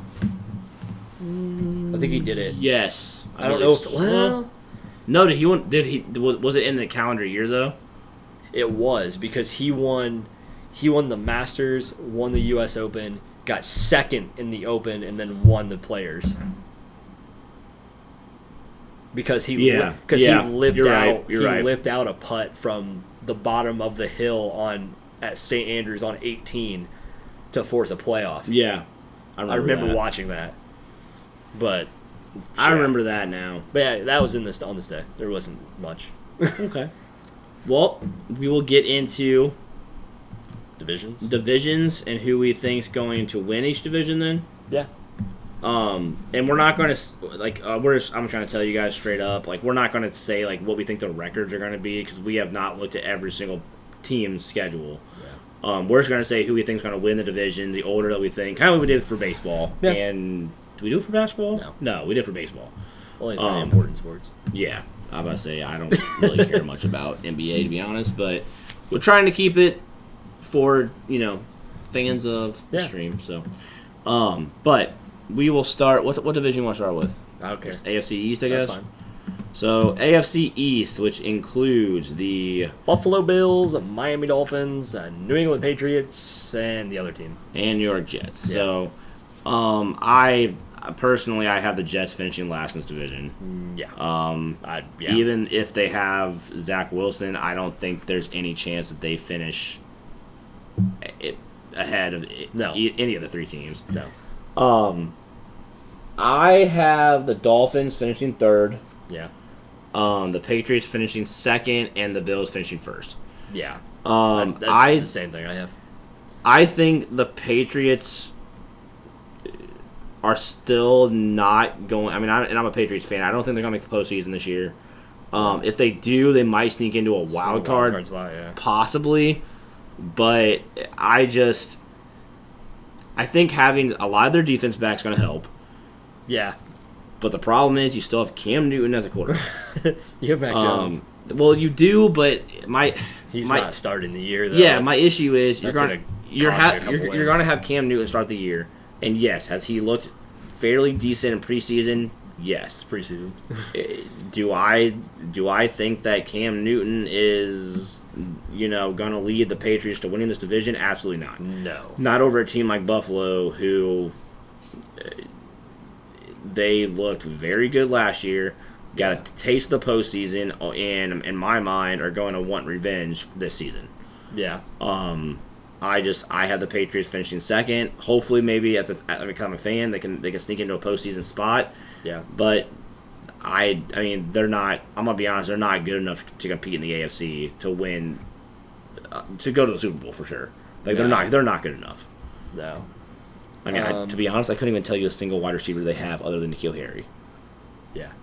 Jacoby Myers, maybe. Maybe. But yeah, I mean, so that's who I have finishing the division. And I think you kind of agree. Yeah, same thing. reasons. I think Bills kind of run away with this division. Yeah, I mean, it might be close at the end, but I think the Bills win this division by at least 2 games. Yeah, I'm thinking more probably like 3 or 4. Yeah, I'm about to say I'm saying at least 2 to maybe give the Patriots a chance, but yeah, it could easily be way more. Yeah. So AFC West. AFC West. Okay. Got it. Is that what you want to go to? I don't care. That's what I have next. AFC West. We can AFC West. So this is the Chiefs, Raiders, Chargers, Broncos. I have the Broncos finishing last in the division. Yeah, I think that's a pretty safe bet. With Drew Lock as quarterback. Yeah. Yeah. Not even Derek Carr is gonna. I have there's team Derek Carr starting. I have the Raiders finishing 3rd. Yeah. Probably not making the postseason. No. I have the Chargers finishing 2nd, and then the Chiefs obviously finishing 1st. Yeah. Do I think that it could be closer than people think with the Chiefs and Chargers? Yes. I think it's all up really to Justin Herbert. But exactly, it's going to be up to, can Justin Herbert continue at the rate that he was when he took over? Yeah. And I think he has a chance. I think the issue is I don't know if he has enough weapons around him to really compete with a team like Kansas. Even though he looked fantastic against Kansas City last year. He did, yeah. But do I think that he necessarily has enough talent around him to really push the envelope and possibly beat the Chiefs in the division? Yeah. No. I think the Chiefs win this division by 3 or 4 games. Yeah. Easily. Yeah, I'm sitting same position that you're in. I'm Chiefs, Chargers maybe make it close depending on how Justin Herbert plays. And again, I mean, or if Kansas City comes down with an injury, to be honest. I mean, to be honest, I only see one team, possibly 2 making it out of this division in the postseason, but I think the next division that we talk about is going to have the wild cards out of that division. Probably. So we already went over the AFC West. But AFC North. Yeah. Where we have the Steelers, Ravens, Browns, Bengals. Yep. I have the Bengals finishing last in this division. Yeah. They may have a couple more wins this year, but they might. There's a full season on Joe Burrow, hopefully. Yeah, I mean, hopefully. Joe Burrow can only do so much. This team. He has his old teammate back. He does, but he doesn't have his old defense back. He doesn't have the rest of the offense. So doesn't have a line. So yeah, I mean, will the Bengals win a couple more games than the 4 they won last year? I hope so. But I still don't see them competing with the Ravens, Browns, or Steelers. Yeah. I might come out. This might be a shock to you. I have the Steelers finishing 3rd in this division. I have the Ravens finishing 2nd and the Browns finishing 1st. Okay. I think this is finally the year that Odell stays healthy. The Browns finish first, and they make a run into the playoffs. Yeah. The Ravens, I hope they do well. I Yeah. really do. I want to see Lamar Jackson thrive. I'm a Patriots fan, but I still want to see him thrive. The Steelers, I personally, just the way that they finished last season, I don't think there's any reason to have any faith in them as a team. When you go, I want to say it was 11-0, and you finish the season 12-4 and lose your first round matchup Yeah. in the playoffs. That's rough. There's I don't think you can going into the season think that they're going to be that good. No. Especially when the Ravens are still great. Yeah. The Browns are still very good and didn't have Odell. Yeah. I mean, I don't personally think that you can say, oh, the Steelers are the best team in this division still. Yeah. I don't. I honestly actually have the same thing that you do again. I have the Steelers third. I think initially I was going to have the Ravens over the Browns, but I do think that and I think that I was more kind of thinking along the lines of, maybe with Marquise Brown, Sammy Watkins on the Ravens, that they might be able to. Well, I'll tell you what. The first couple weeks, the Ravens are going to be pretty freaking good because Sammy Watkins is going to go off for fantasy wise. But the thing is they have J.K. Dobbins as their running back. I mean, obviously not. He's not terrible, No, but he's not like a Mark Yeah, Ingram that yeah. they had last year. Well, Last I year? mean, Year before. it was Last year. Last year too. Yeah. yeah. So I mean, they have Marcus Peters Mm-hmm. as a good corner option, and Justin Tucker. And I think the only reason that the Steelers may finish second in this division would be because their defense. yeah, That'd be the only reason. yeah, I don't think, and maybe their offense is better without James Conner, because they have Najee Harris coming in, and they also, I forgot who their running back they had last year who took over for James Conner was, but he was really good. But was it I Benny just Snell yeah, I think so. or Anthony McFarland?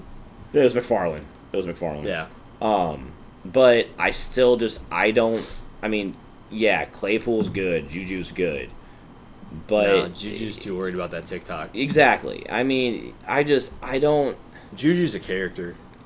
put them as even a top team in the AFC anymore.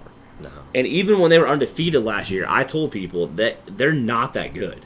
no, Their defense was carrying them, and as you could see, it only carried them so far. yeah, Because, I'll be honest, Roethlisberger's not what he once was, yeah. and really, in my mind, is not even maybe a top 15 quarterback in the league anymore. Yeah, I think Hecker's a better quarterback. Okay. That might be stretching it. Johnny Hecker's tossing dimes. I'm telling you. Okay. I mean, you look at those Jeff Fisher days. I'm telling you. He So was we're throwing the gonna ball a lot. we're gonna go to the AFC South. I mean, do we have to? I mean, yeah, where we have the Titans, Titans Colts, first. Texans, Jaguars. Yeah, I'll just run through this real quick right That's here fine. for you. Colts dead last. Okay. Dead last. Okay. Carson Wentz. See ya. Gone. However, there was rumors that Nick Foles was going to come in again. Yeah, I saw that. If that I mean, happens, then they're not dead last. They're probably winning the division. I don't know, man. I still have Jacob Eason and Sam Ellinger. Yeah. I'm just saying. I mean, Yeah. They are. It could be worse. They're still getting dead last. just saying it could be worse. It could be worse. You're right. It could be worse. It could be a lot better. But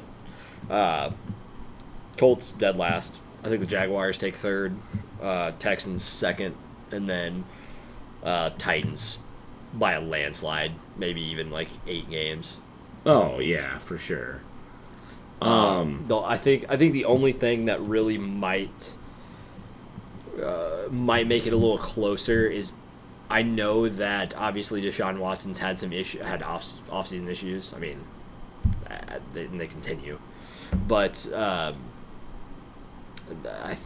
want to say last I saw their team was still behind him. I'm thinking, and that there is a possibility of him still coming back and playing.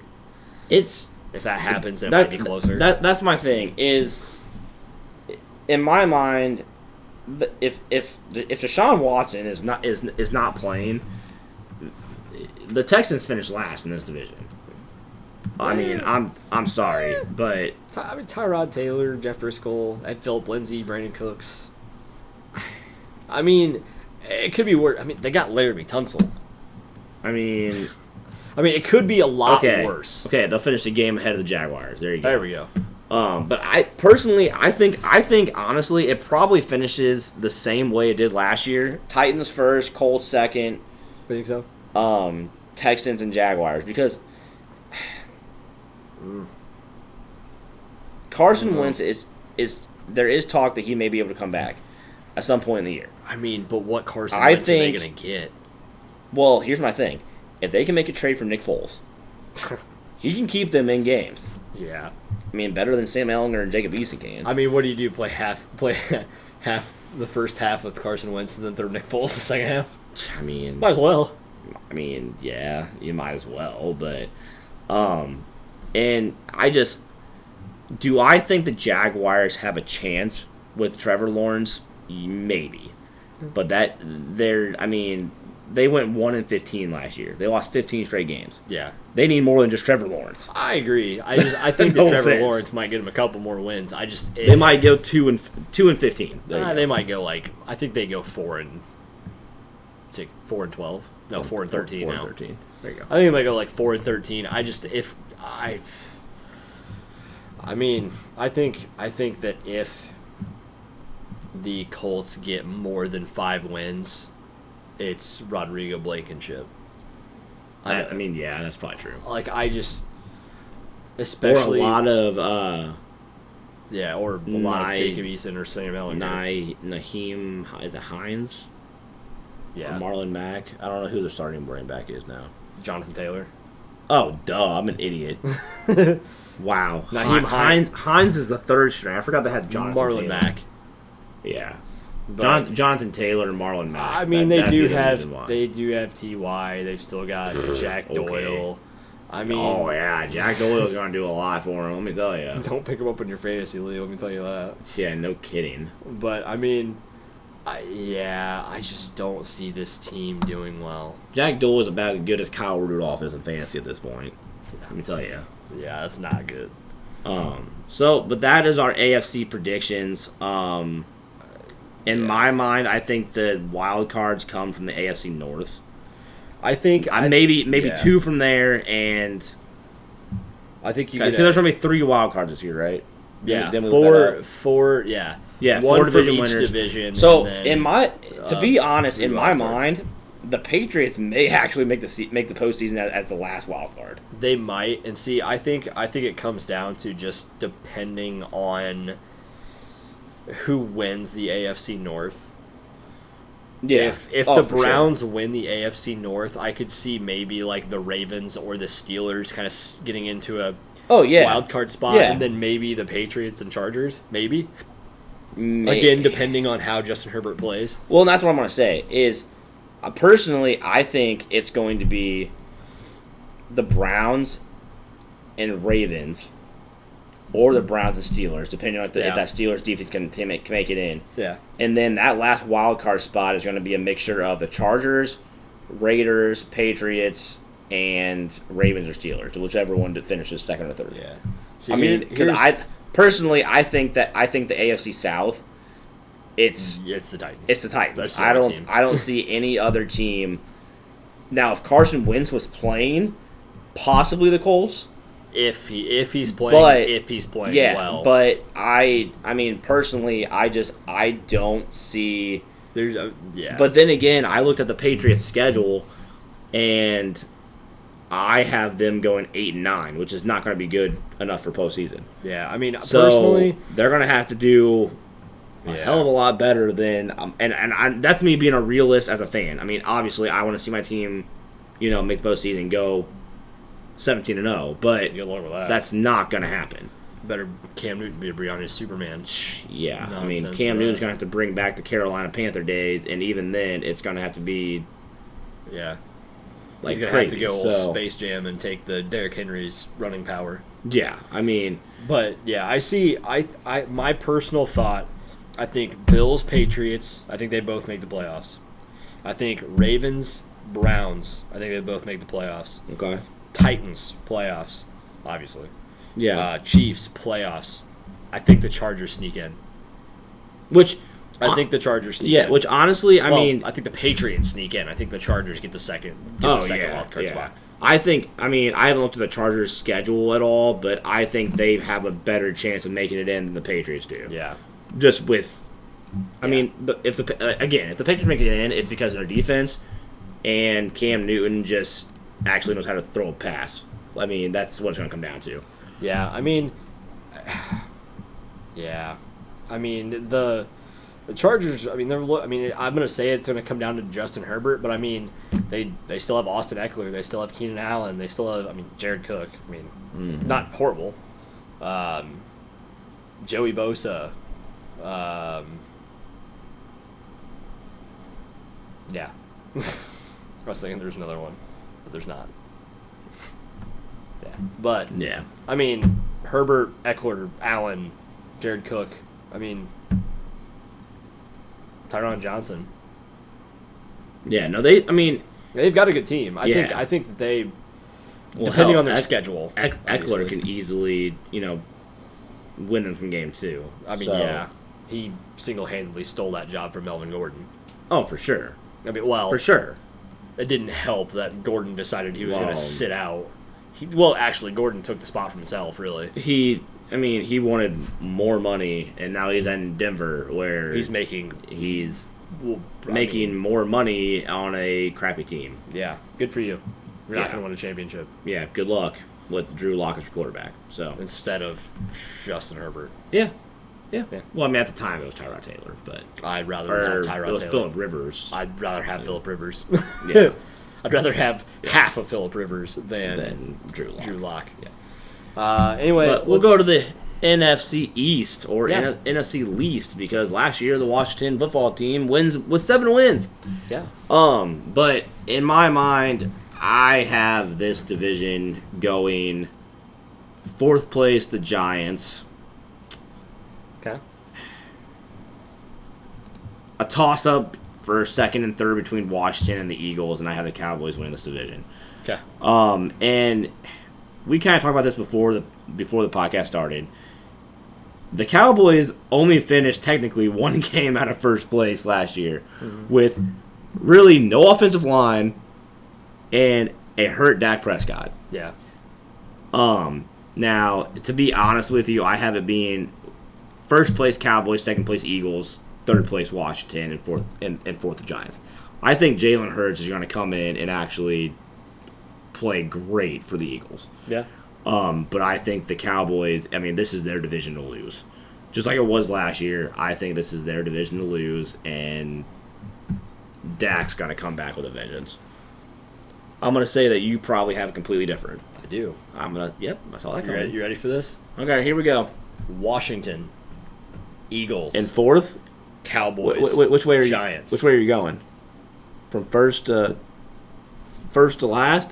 No, last first. The Giants are going to win the division.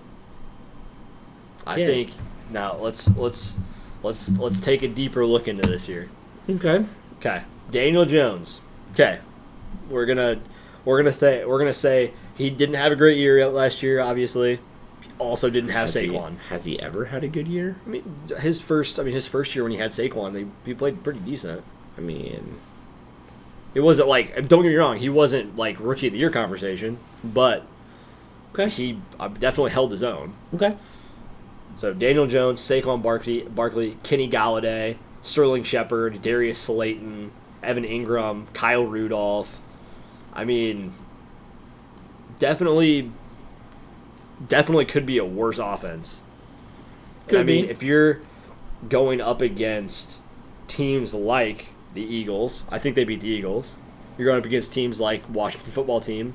I think they also beat them. Yeah, I mean, yeah. I mean, because really, Washington, they have Fitzmagic, but They have and Chase Young. Well, who's their wide receiver? Terry McLaurin. Yeah, McLaurin. Curtis Samuel and Adam Humphries. No, McLaurin is a beast. You got to have somebody that can throw him the ball. You have Fitzpatrick, but Fitzpatrick's, I mean, you got Fitzmagic, man. That's all you need. You do, I guess. But him and the beard. I'm just kidding. I mean, if he led the Dolphins, for God's sakes, I mean, he can. He led them to one win. He led them to a win. It's okay. It's okay. I mean, he can do it. Let's take a look at the just the Giants. I'm gonna look at the Giants' schedule just because I'm curious. So Giants week 1 played Denver. Week 2 that's going to be a week 2 win. They play Washington.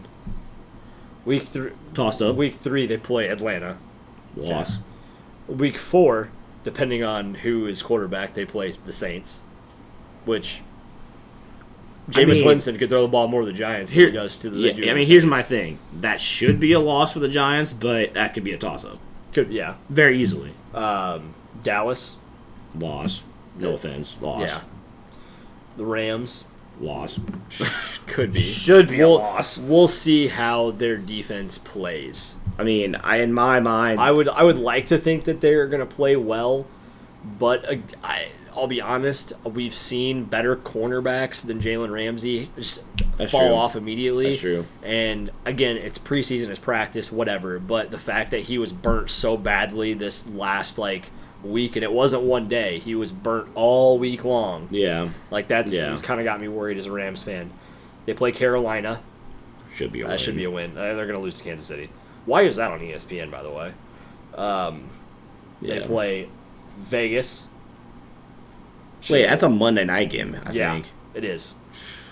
Monday night, Kansas City destroying the New York Football Giants. Yeah, Can't wait to watch that. They play Vegas, which should be a win. Should be. That's a toss-up in my mind. They should. Is that at Vegas, or is that... No, it's in New York. Okay, so I mean... they play Tampa. They're losing that game. That's a loss. They play Philadelphia. I think that's a toss-up. I really do. I still think that's a win. Miami, I think that's a win. Chargers, they're going to lose that. Dallas, they're going to lose that. Philadelphia, again, toss-up. See, I think they split the Philadelphia games. Think so? I think they win one, lose the other. Chicago, really depends on who's starting their... To be honest, by that point in the season, Justin Fields is definitely playing. Should be. It's Chicago. I would sure freaking hope so because they have Andy Dalton. Well, it's Chicago. I'm just saying, they should. I understand. And then I think Washington. Here's my thing. I think the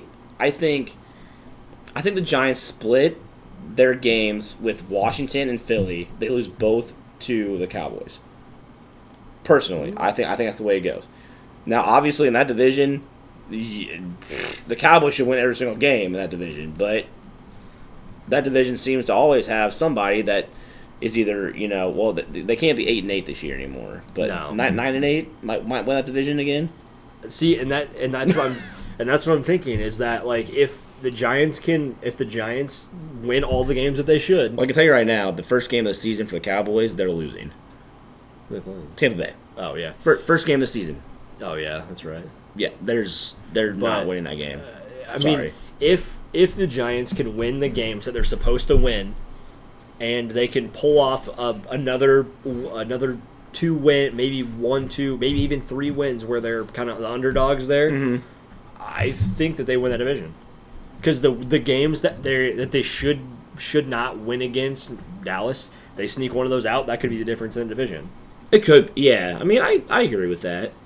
So I think going a bold statement with the Padres missing the playoffs. I'm kind of looking good at that right now. I'm not well. Well, I mean, it's possible. As of right now, you're not looking good. But the way they're playing recently, it's looking like you could easily have been correct on that. So I'm gonna make another bold statement. Giants win the NFC East. Okay. I mean, I guess in my mind, going into the season, crazier things happen. Yeah, going into the season, I have Dallas winning that division, and it should not be close because with the talent they have coming back, the offensive line finally healthy, there should be no reason they should not just walk all over that division. See, but that's been again, the thing for the last 10 years. That's what I was just getting ready to say. Is it's the Dallas Cowboys, and they always find a way to fuck it up. Yeah, they find a way to choke it up. Always. So we will see. Yeah. But we're gonna go to the NFC South. Sure. We'll save the West for last. So the best division. Saints, Buccaneers, Panthers, Falcons. I have the Panthers finishing last. Yeah. I have the Saints finishing third, the Falcons finishing second, and the Buccaneers running away with this division. That's the same thing I have. I really honestly don't think there's really much that can really. Maybe you could flip flop the Saints and the Panthers. Yeah. But I think Sam Darnold's got. But here's my thing: for that to happen. The Saints are not winning 12 games this year. Oh heck no. The Buccaneers are going to win this division, and in my mind, by 5 at least. Yeah.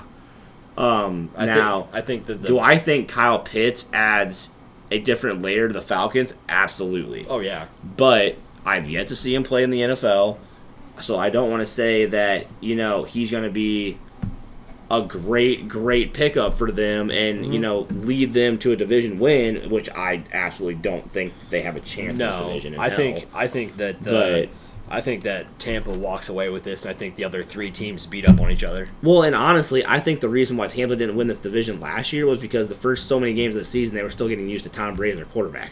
Yeah, Drew Brees too. There's a reason why Tampa Bay won the Super Bowl. Yeah.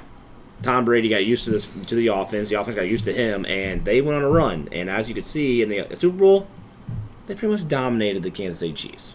Yeah. No offense, but it was the most times in a Super Bowl that a quarterback has been pressured. Talking about Pat Mahomes. So yeah. So I don't think we need to talk much more about that division.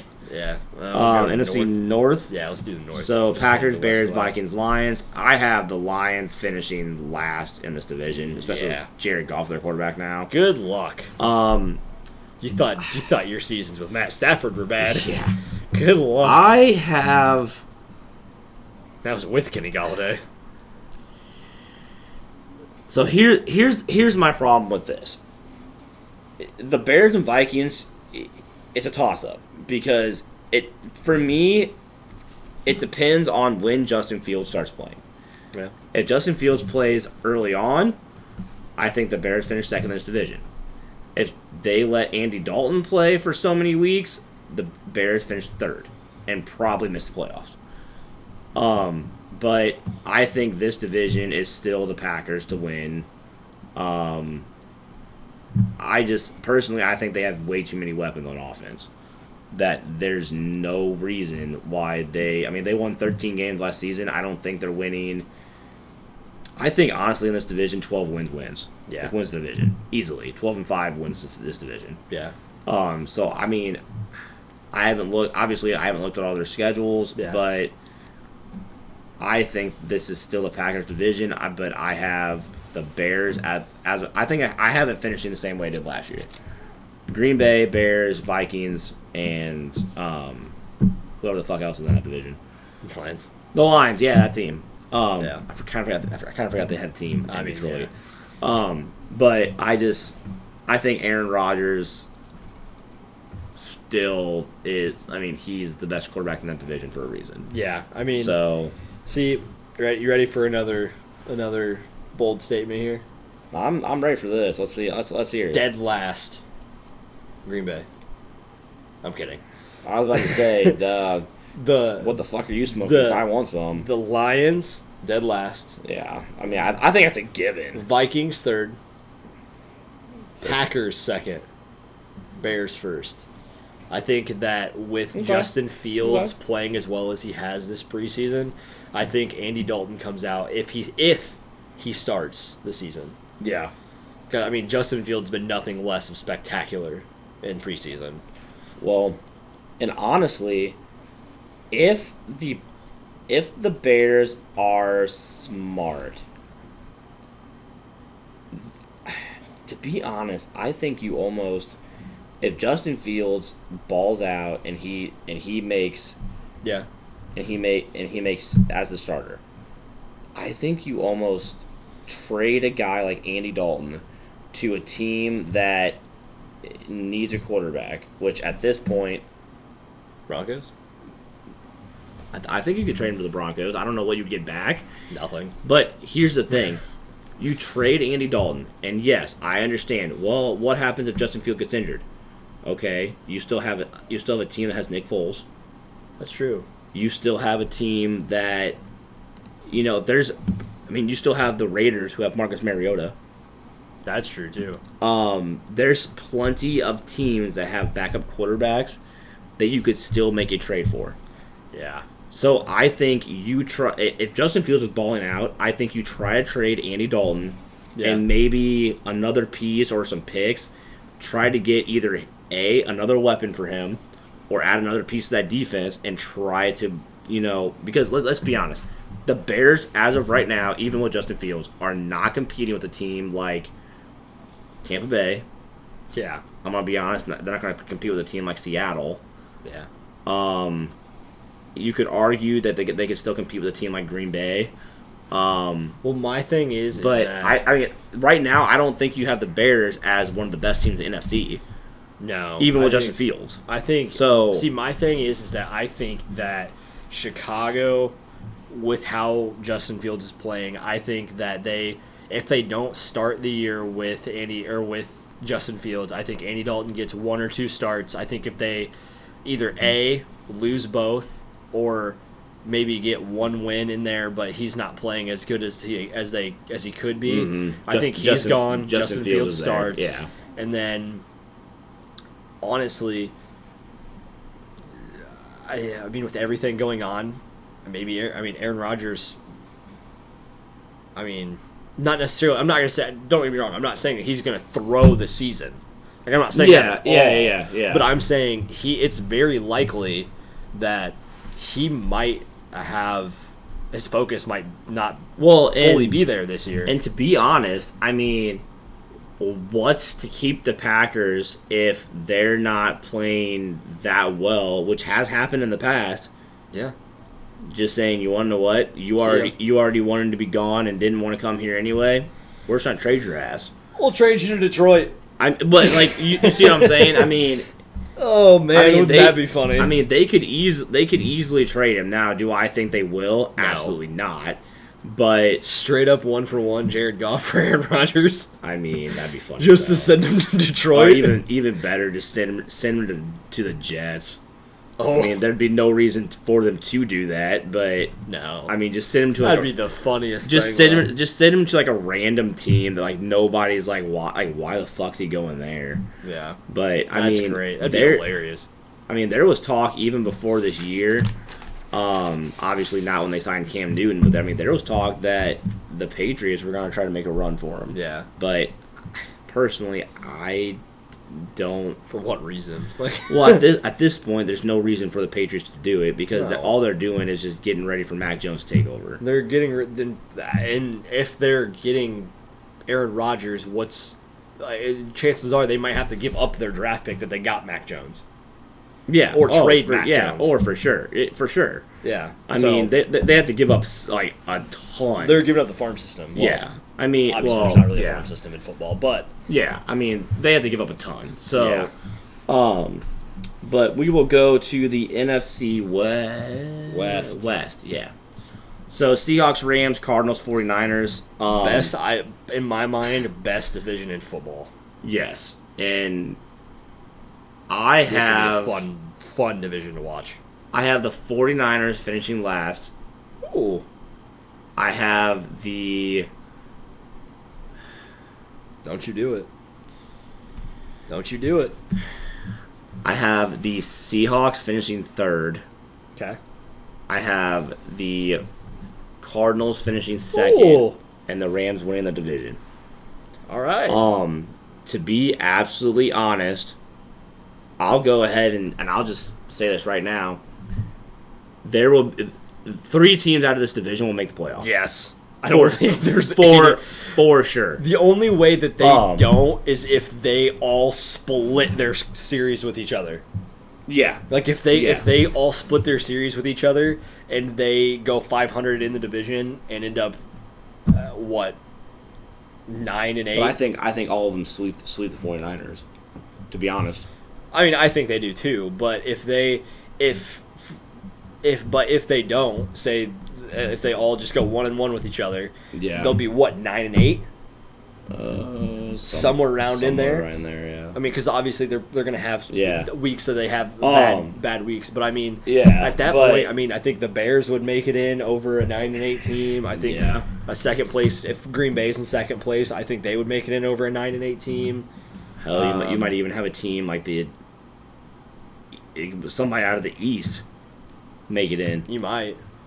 Or even depending on how well Matt Ryan plays with Calvin Ridley. Just being, That's true. I mean, I personally, and I'll even go out on a limb and say I see it being Tampa Bay and the Rams in the NFC Championship. Think so? I think what the Rams were missing was a quarterback that was actually a solid quarterback. Yes, I understand that Stafford gets injured. I understand that he throws interceptions. But he had a terrible team in Detroit. Yeah. Terrible team. I think with a defense that's actually going to keep him in games, B, a lot better wide receiver core. Yeah, I think I don't know. I think it's going to be. I'm looking at the Rams schedule here. That looks rough. I mean, they play they play Chicago for week 1. Win. They play Colts, Indianapolis week win. 2. Then they play Tampa. Okay. Oh, here we go. 2-0, 2-1. Toss up. So we'll say 2-2. Okay. Another toss up. So we'll say 2-3. 2-3. Giants 3-3. 3-3. 4-3. 5-3. 5-3. We'll say 5-4. Okay. 6-4. 6-5. Okay. 7-5. 8-5. Because We'll say 8. We'll say 8-5. We'll say they split that. 9-5. 10-5. 10-5. 10-5. 10-6. 10-6. And 11-6. 11-6. So realistically, and that's just if they split. Yeah. Realistically, and yeah, they lose some of the ones that we said for sure they should win. Absolutely. I mean, especially if like Justin Fields comes out But- and starts first week with the Bears. Yeah. Like that could be a lot better of a game But than what we're I getting credit think, for. I think personally, 11-6 will definitely get them in the playoffs. It should. I mean, it should. And I mean, we're not even looking at some of these other schedules either. Honestly, the Cardinals have a pretty tough schedule too. I mean, Minnesota, Jacksonville, Houston, Tennessee, San Francisco, Browns, Carolina, Detroit again, Colts, Cowboys. I mean, it's about half and half. Let's look at the Seahawks. I think the Cardinal schedule is pretty well half and half. The Seahawks have a pretty tough. We'll see. We'll see what. Yeah, I mean, to be honest, I think it's pretty safe to say that 49ers are at the bottom of that division. Though. Yeah, Pretty I mean, safe to say. let's just go Unless Jimmy G comes out and just balls out. let's just go through the 49ers schedule here. So Yeah, let me against the get that pulled up Lions, here. that should be a win. Should be a win. So 1-0 against the Eagles. I'm gonna say 1-1, Okay. 1-2, Yep. 1-3, Yep. 1-4. We'll say 2-4. 2-4. It honestly, 3-5? honestly, 3-4? it depends on who's playing for the Bears. It does. So we'll say 3. We'll say 3-4, 3-5, 3-6, 3-6, 4-6. They should beat the Jaguars. 5-6. I think they'd beat Minnesota. We'll say 5-6. Okay. 5-7,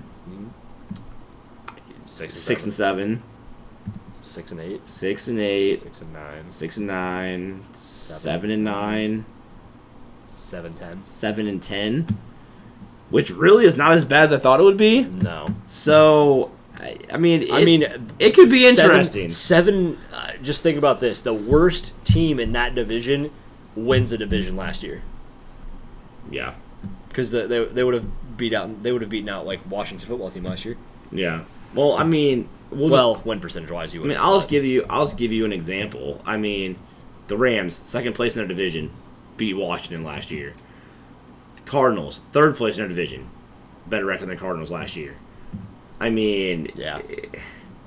You know what I mean? It's like, so I don't know, but that's the way that we have things shaping up. Whether or not we're accurate, couldn't tell you. Probably not. Well, probably not, but we'll move into our top 5 segment Top of the top segment. quarterbacks of all time in the NFL. I think we are gonna. I mean, I have some honorable mentions. Yeah. So we'll kind of start with our honorable mentions then. Yeah. Honorable mention for me is Steve Young. Okay. I've got Brett Favre, honorable mention. Okay. I got Kurt Warner. I do as well. Okay. Johnny Unitas. I didn't have Johnny Unitas. So that's an honorable mention for me. Drew Brees. That's another honorable mention for me. That's my last one. Okay. For honorable My mention. last one is Jim Kelly. Okay. Which I mean, I didn't have that battled one either, cancer, but beat cancer twice. yeah. I mean, there's not many people that can beat cancer twice, go to the Super Bowl 3 years in a row, and lose all of them. So, I mean, that's impressive. It's also impressive to go to the Super Bowl 3 years in a row and not win a ring. But, you know, yeah. that's what happens when you play for the Bills. Yeah, that's true. I mean, those were like one of the better teams in football history, I mean, though. yeah, I will say that. So, my number 5 is Dan Marino. All right. I mean, only knock you can have on him, he doesn't have a ring. Yeah. I still think top 5 quarterback of all time. Yeah, I've got Steve Young at 5. Okay. Which I mean, I have as honestly, I had him at number 6. So yeah. I mean, honestly, Steve really Young be was upset. kind of the mobile, athletic quarterback before that was a thing. He's kind of Yeah. the one that really introduced it. Undersized quarterback, lefty as well. So, a better version of Tim Tebow. Just kidding. honorable mention, Tim Tebow. I mean, no. Hey, I will say No. he had his job stolen from him. He had his job stolen Yeah, from him. I mean- he wins. He takes that organization yeah. in the Broncos to the first playoffs they'd been to since they won I almost said World Series, since they won the Super Bowl with John Elway. Beat the Steelers. Beat the Steelers and in a game that he did nothing but throw the ball. And whenever they said that he couldn't throw, won in overtime on a long, like 60-yard pass, and then they get paid, man. and then they decide to, they cut him. They didn't just Yeah. like, oh, you can stay on and be a backup or come in Yeah. like game situations. They straight up just nope, see ya. Well, We got Peyton. I guess the question is though, do you think that's because they had to make cap room? Like, did you see what I'm saying? I mean, they had to sign He Peyton couldn't have Manning. been making much. He wasn't. This was still I'm at just that point. saying. He was only in his 4th year in the league. I get that, but I don't think that just, he was. I don't think that it was a cap move. I'm just saying. I mean, I definitely see what you're saying. I don't think that it was a cap move though, because he still would have been on a rookie deal, right? see, I don't remember. Because that be was honest. only I mean- wasn't that. He wasn't far into his career. Yeah. Speaking of old Tebow, he got cut by the Jaguars A sad day. for tight ends. I mean, the thing that kind of pissed me off is he only played one preseason game. I know. Like, Trevor I Lawrence mean- and Tim Tebow. That'd been fun. I personally, I don't think they wanted the whole sideshow stuff. I don't but- think they did either. Nothing. but Like, not that I he's will a say- not that he's a sideshow. Just, I will say he is massive. Well, yeah. I mean, he's fucking huge. But my number 4, More number ways 4, than right? one, probably. Oh, probably. 4, yeah. Is Brett Favre. Okay. I mean, anytime that you can throw 335 interceptions or whatever it is in his career and still be up there in touchdowns, also, it's pretty impressive. Yeah. I've got Dan Marino at 4. Okay. I mean, yeah, as we talked again, about. the one knock on him is that he doesn't have a Super Bowl ring. But I mean, honestly, one of if I not don't think- the best quarterback to not I mean, have a Super that's Bowl like ring. I'm about to say that's like saying, oh, Joe Flacco's a better quarterback than Dan Marino 'Cause because he he has has a a Super ring. Bowl ring. Sorry, Joe Flacco fucking sucks. I don't care who you are, Joe Flacco's not good. Which honestly, he may actually be the starting quarterback of the Eagles this year. Just kidding. Just kidding. I think Justin Fields had that job, but Jalen Hurts. Justin Fields, Jalen Hurts. Jesus Christ, you can tell it's late. My number 3 is Peyton Manning. All right. Obviously, just got into the Hall of Fame. Probably the best regular season quarterback of all time. Have you seen his Hall of Fame bust? Yeah, I've seen. I tell you what, his Hall of Fame speech was where it was at. Yeah, his Hall of Fame speech was good. His Hall of Fame speech was fantastic. His little bust trophy thing is horrid. None of those look good. I don't know. I mean, I get the having them, and I'm sure that actually like doing that is very, very, very hard. But some of them look decent this year, but like 90% of them in the Hall of Fame are horrible. Yeah, like, well, they also said that a lot of the times the one that you see on TV is not they end up they end up making a lot of changes to it. But I mean, if you're gonna have the Hall of, that's the thing that most people are gonna remember about like that player is the Hall of Fame ceremony. Well, and I mean, obviously, I've been to Canton. I've got to see like some of the ones up close. I mean, not since I was in like 6th, 7th grade. Yeah, but they do. I mean, it's pretty awesome. Like walk in there, because I mean, everybody's just like super quiet, like going through there. But like some of them, you can just tell like they put more time and effort into than others. Like I mean, obviously, John Madden's is fucking massive. Yeah, because he's just a big guy, but but it's like other ones, like I mean, there wasn't much detail, and it's like okay, well, I mean, because if you think about it, like even just getting off of the topic of like football for a second, like well, not necessarily, because if you think of like Ronaldo, for example, you have the one statue of Ronaldo that looked absolutely horrific, and like that was like one of the biggest like meme pictures for years. Mm-hmm. Still, honestly, kind of is. It still is. I must say, like it still is out there, and people use it. I mean, and that's the thing is like if you're gonna, especially for someone who's going into like the Hall of Fame, like the best thing you can get in your respective sport. Make sure that the bust looks good for the actual induction day. I mean, they did get one thing right. His big ass forehead. They did, yeah. I mean, I don't want to be a dick to him, but he had a big forehead. So, but what number are we on for you? I haven't done 3 yet. Okay, number 3 for me is Joe Montana. Joe Montana. That's my number 2. I mean, yeah. My number 2 is Joe Montana. Yeah. I mean. Yeah, you can't. I mean, Joe Montana. To be honest, until I think a lot of people still had Joe Montana as their number 1 quarterback of all time, and until last season. I didn't. I mean, my number 2 is Peyton Manning. Which, I mean,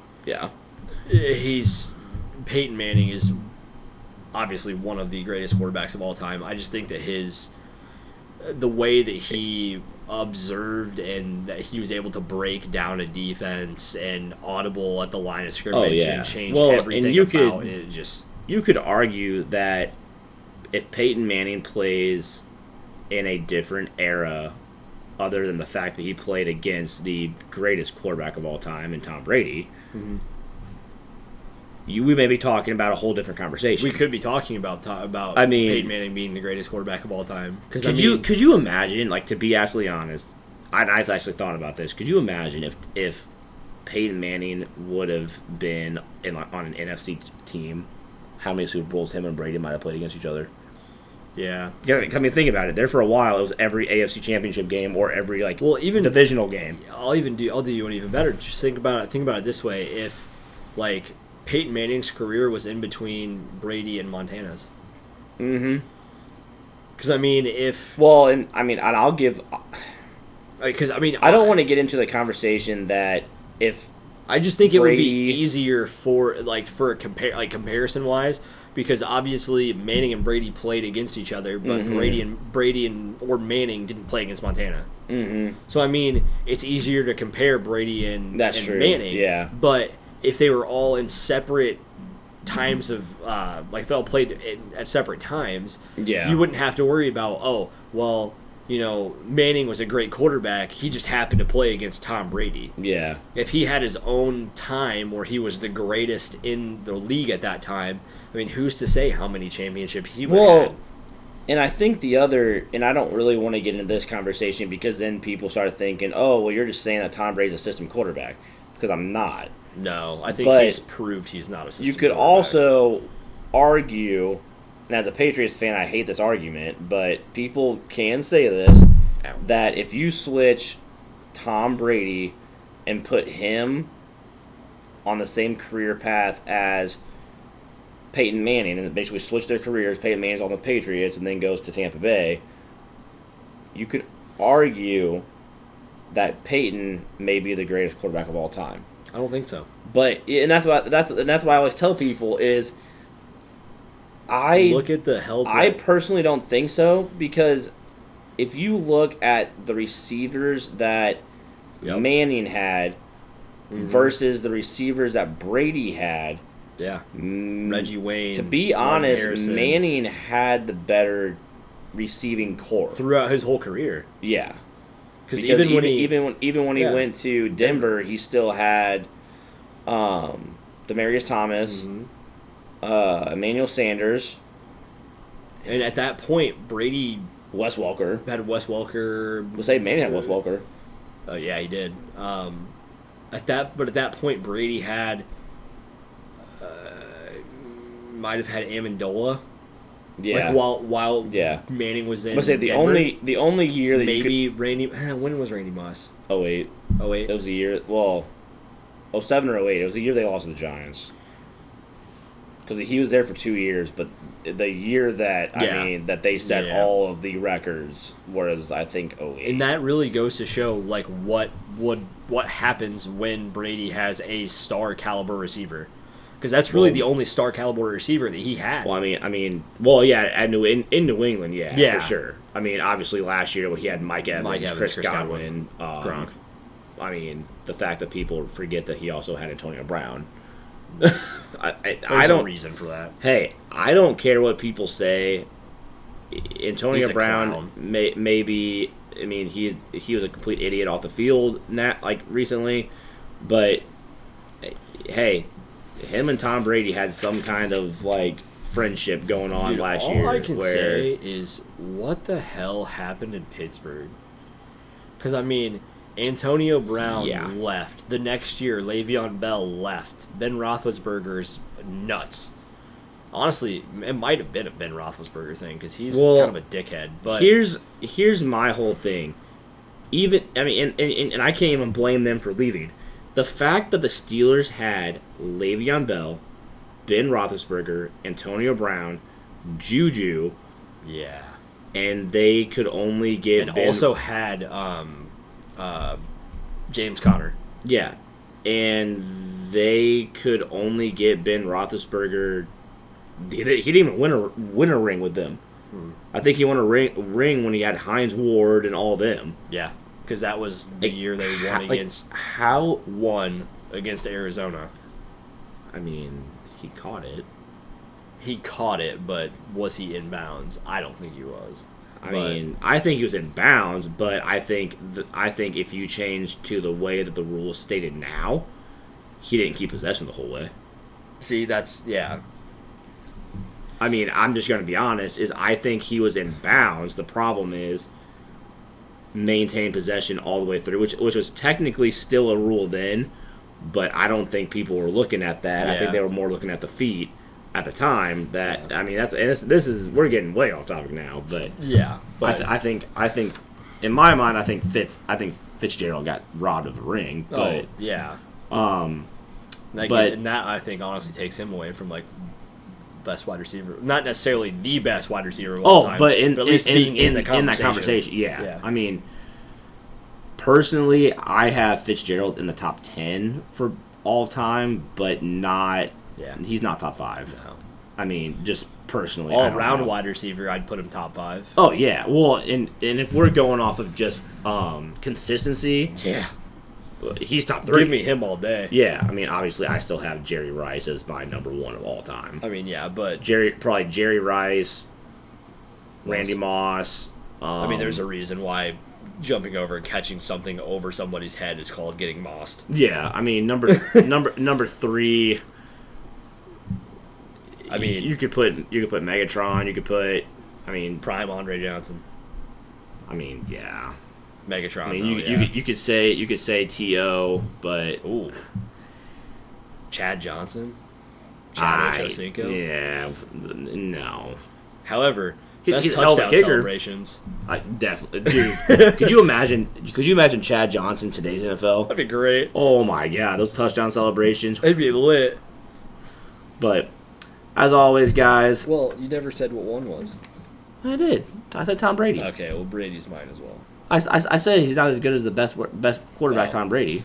Tom Brady's number one. Yeah, Tom Brady's our number one. I mean, obviously, rings, I've consistency. thought Tom Brady was the greatest quarterback of all time for about 5 years now. Let me ask you a question. Was it before or after they beat the Rams in the Super Bowl? Which one? Like which time? Well, like the most recent time, like 2000. Before that. Okay. It was before that. That was a fun night. Breaking out to wear a Tom Brady jersey. It was great. Yeah, it was before that though. Like I was like, I want to say the last.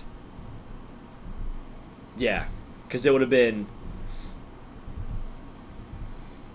What? Because it was Falcons, Patriots, and the next one was.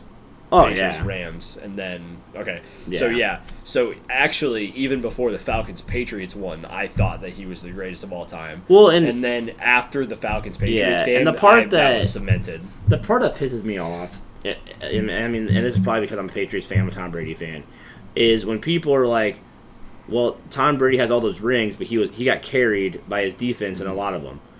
Defense wins championships. Yes, I completely understand his first ring against the Rams.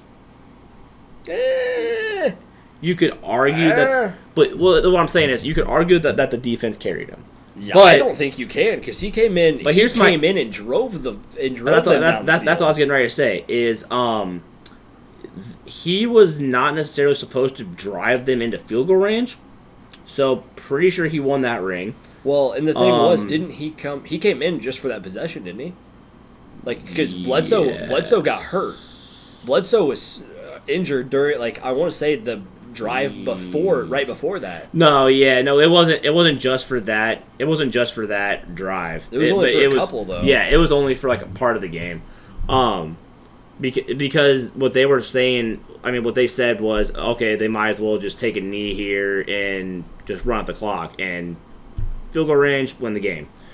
But that's another thing, is people are like, well, Adam Vinatieri won him 3 Super Bowls. Okay, I get the point that, yes, Vinatieri could kick the field goal. I mean, Vinatieri is also the best kicker of all time. Yeah, but Brady beat the Panthers. He beat the Eagles. Beat the Rams. I mean, twice. Yes, you could argue that the Seahawks game, maybe that was the defense bailing them out. I don't know if that's necessarily the defense bailing them out or just bad play calling. Yeah, but it's like, I mean, because that wasn't even a run. That wasn't even a play action. That was a straight slant. Yeah, but I mean, oh my. But here's my 2 cents on that. If we're gonna go into the conversation that Tom Brady got bailed out by his defense, I don't want to be rude to anybody, but then Peyton Manning shouldn't even be in the top 5 because he got bailed out both times by his defense. I mean, and just on the Colts, if you're wanting to go, and on the Broncos. Oh yeah, because that Denver Broncos team destroyed that Seattle team. No. Yes. No, they didn't play Seattle. They did. No, they played the Panthers. Oh, did they? I thought it was. Are you sure? Yes. The year that you're thinking is Seattle destroyed Broncos. Was it? Are you?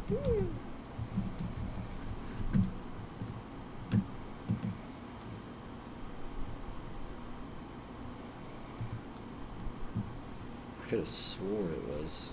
Yeah. See? Yeah. Broncos defeated the Carolina Panthers 24-10. And then I think the year before that was... Yeah. when they got their asses kicked by.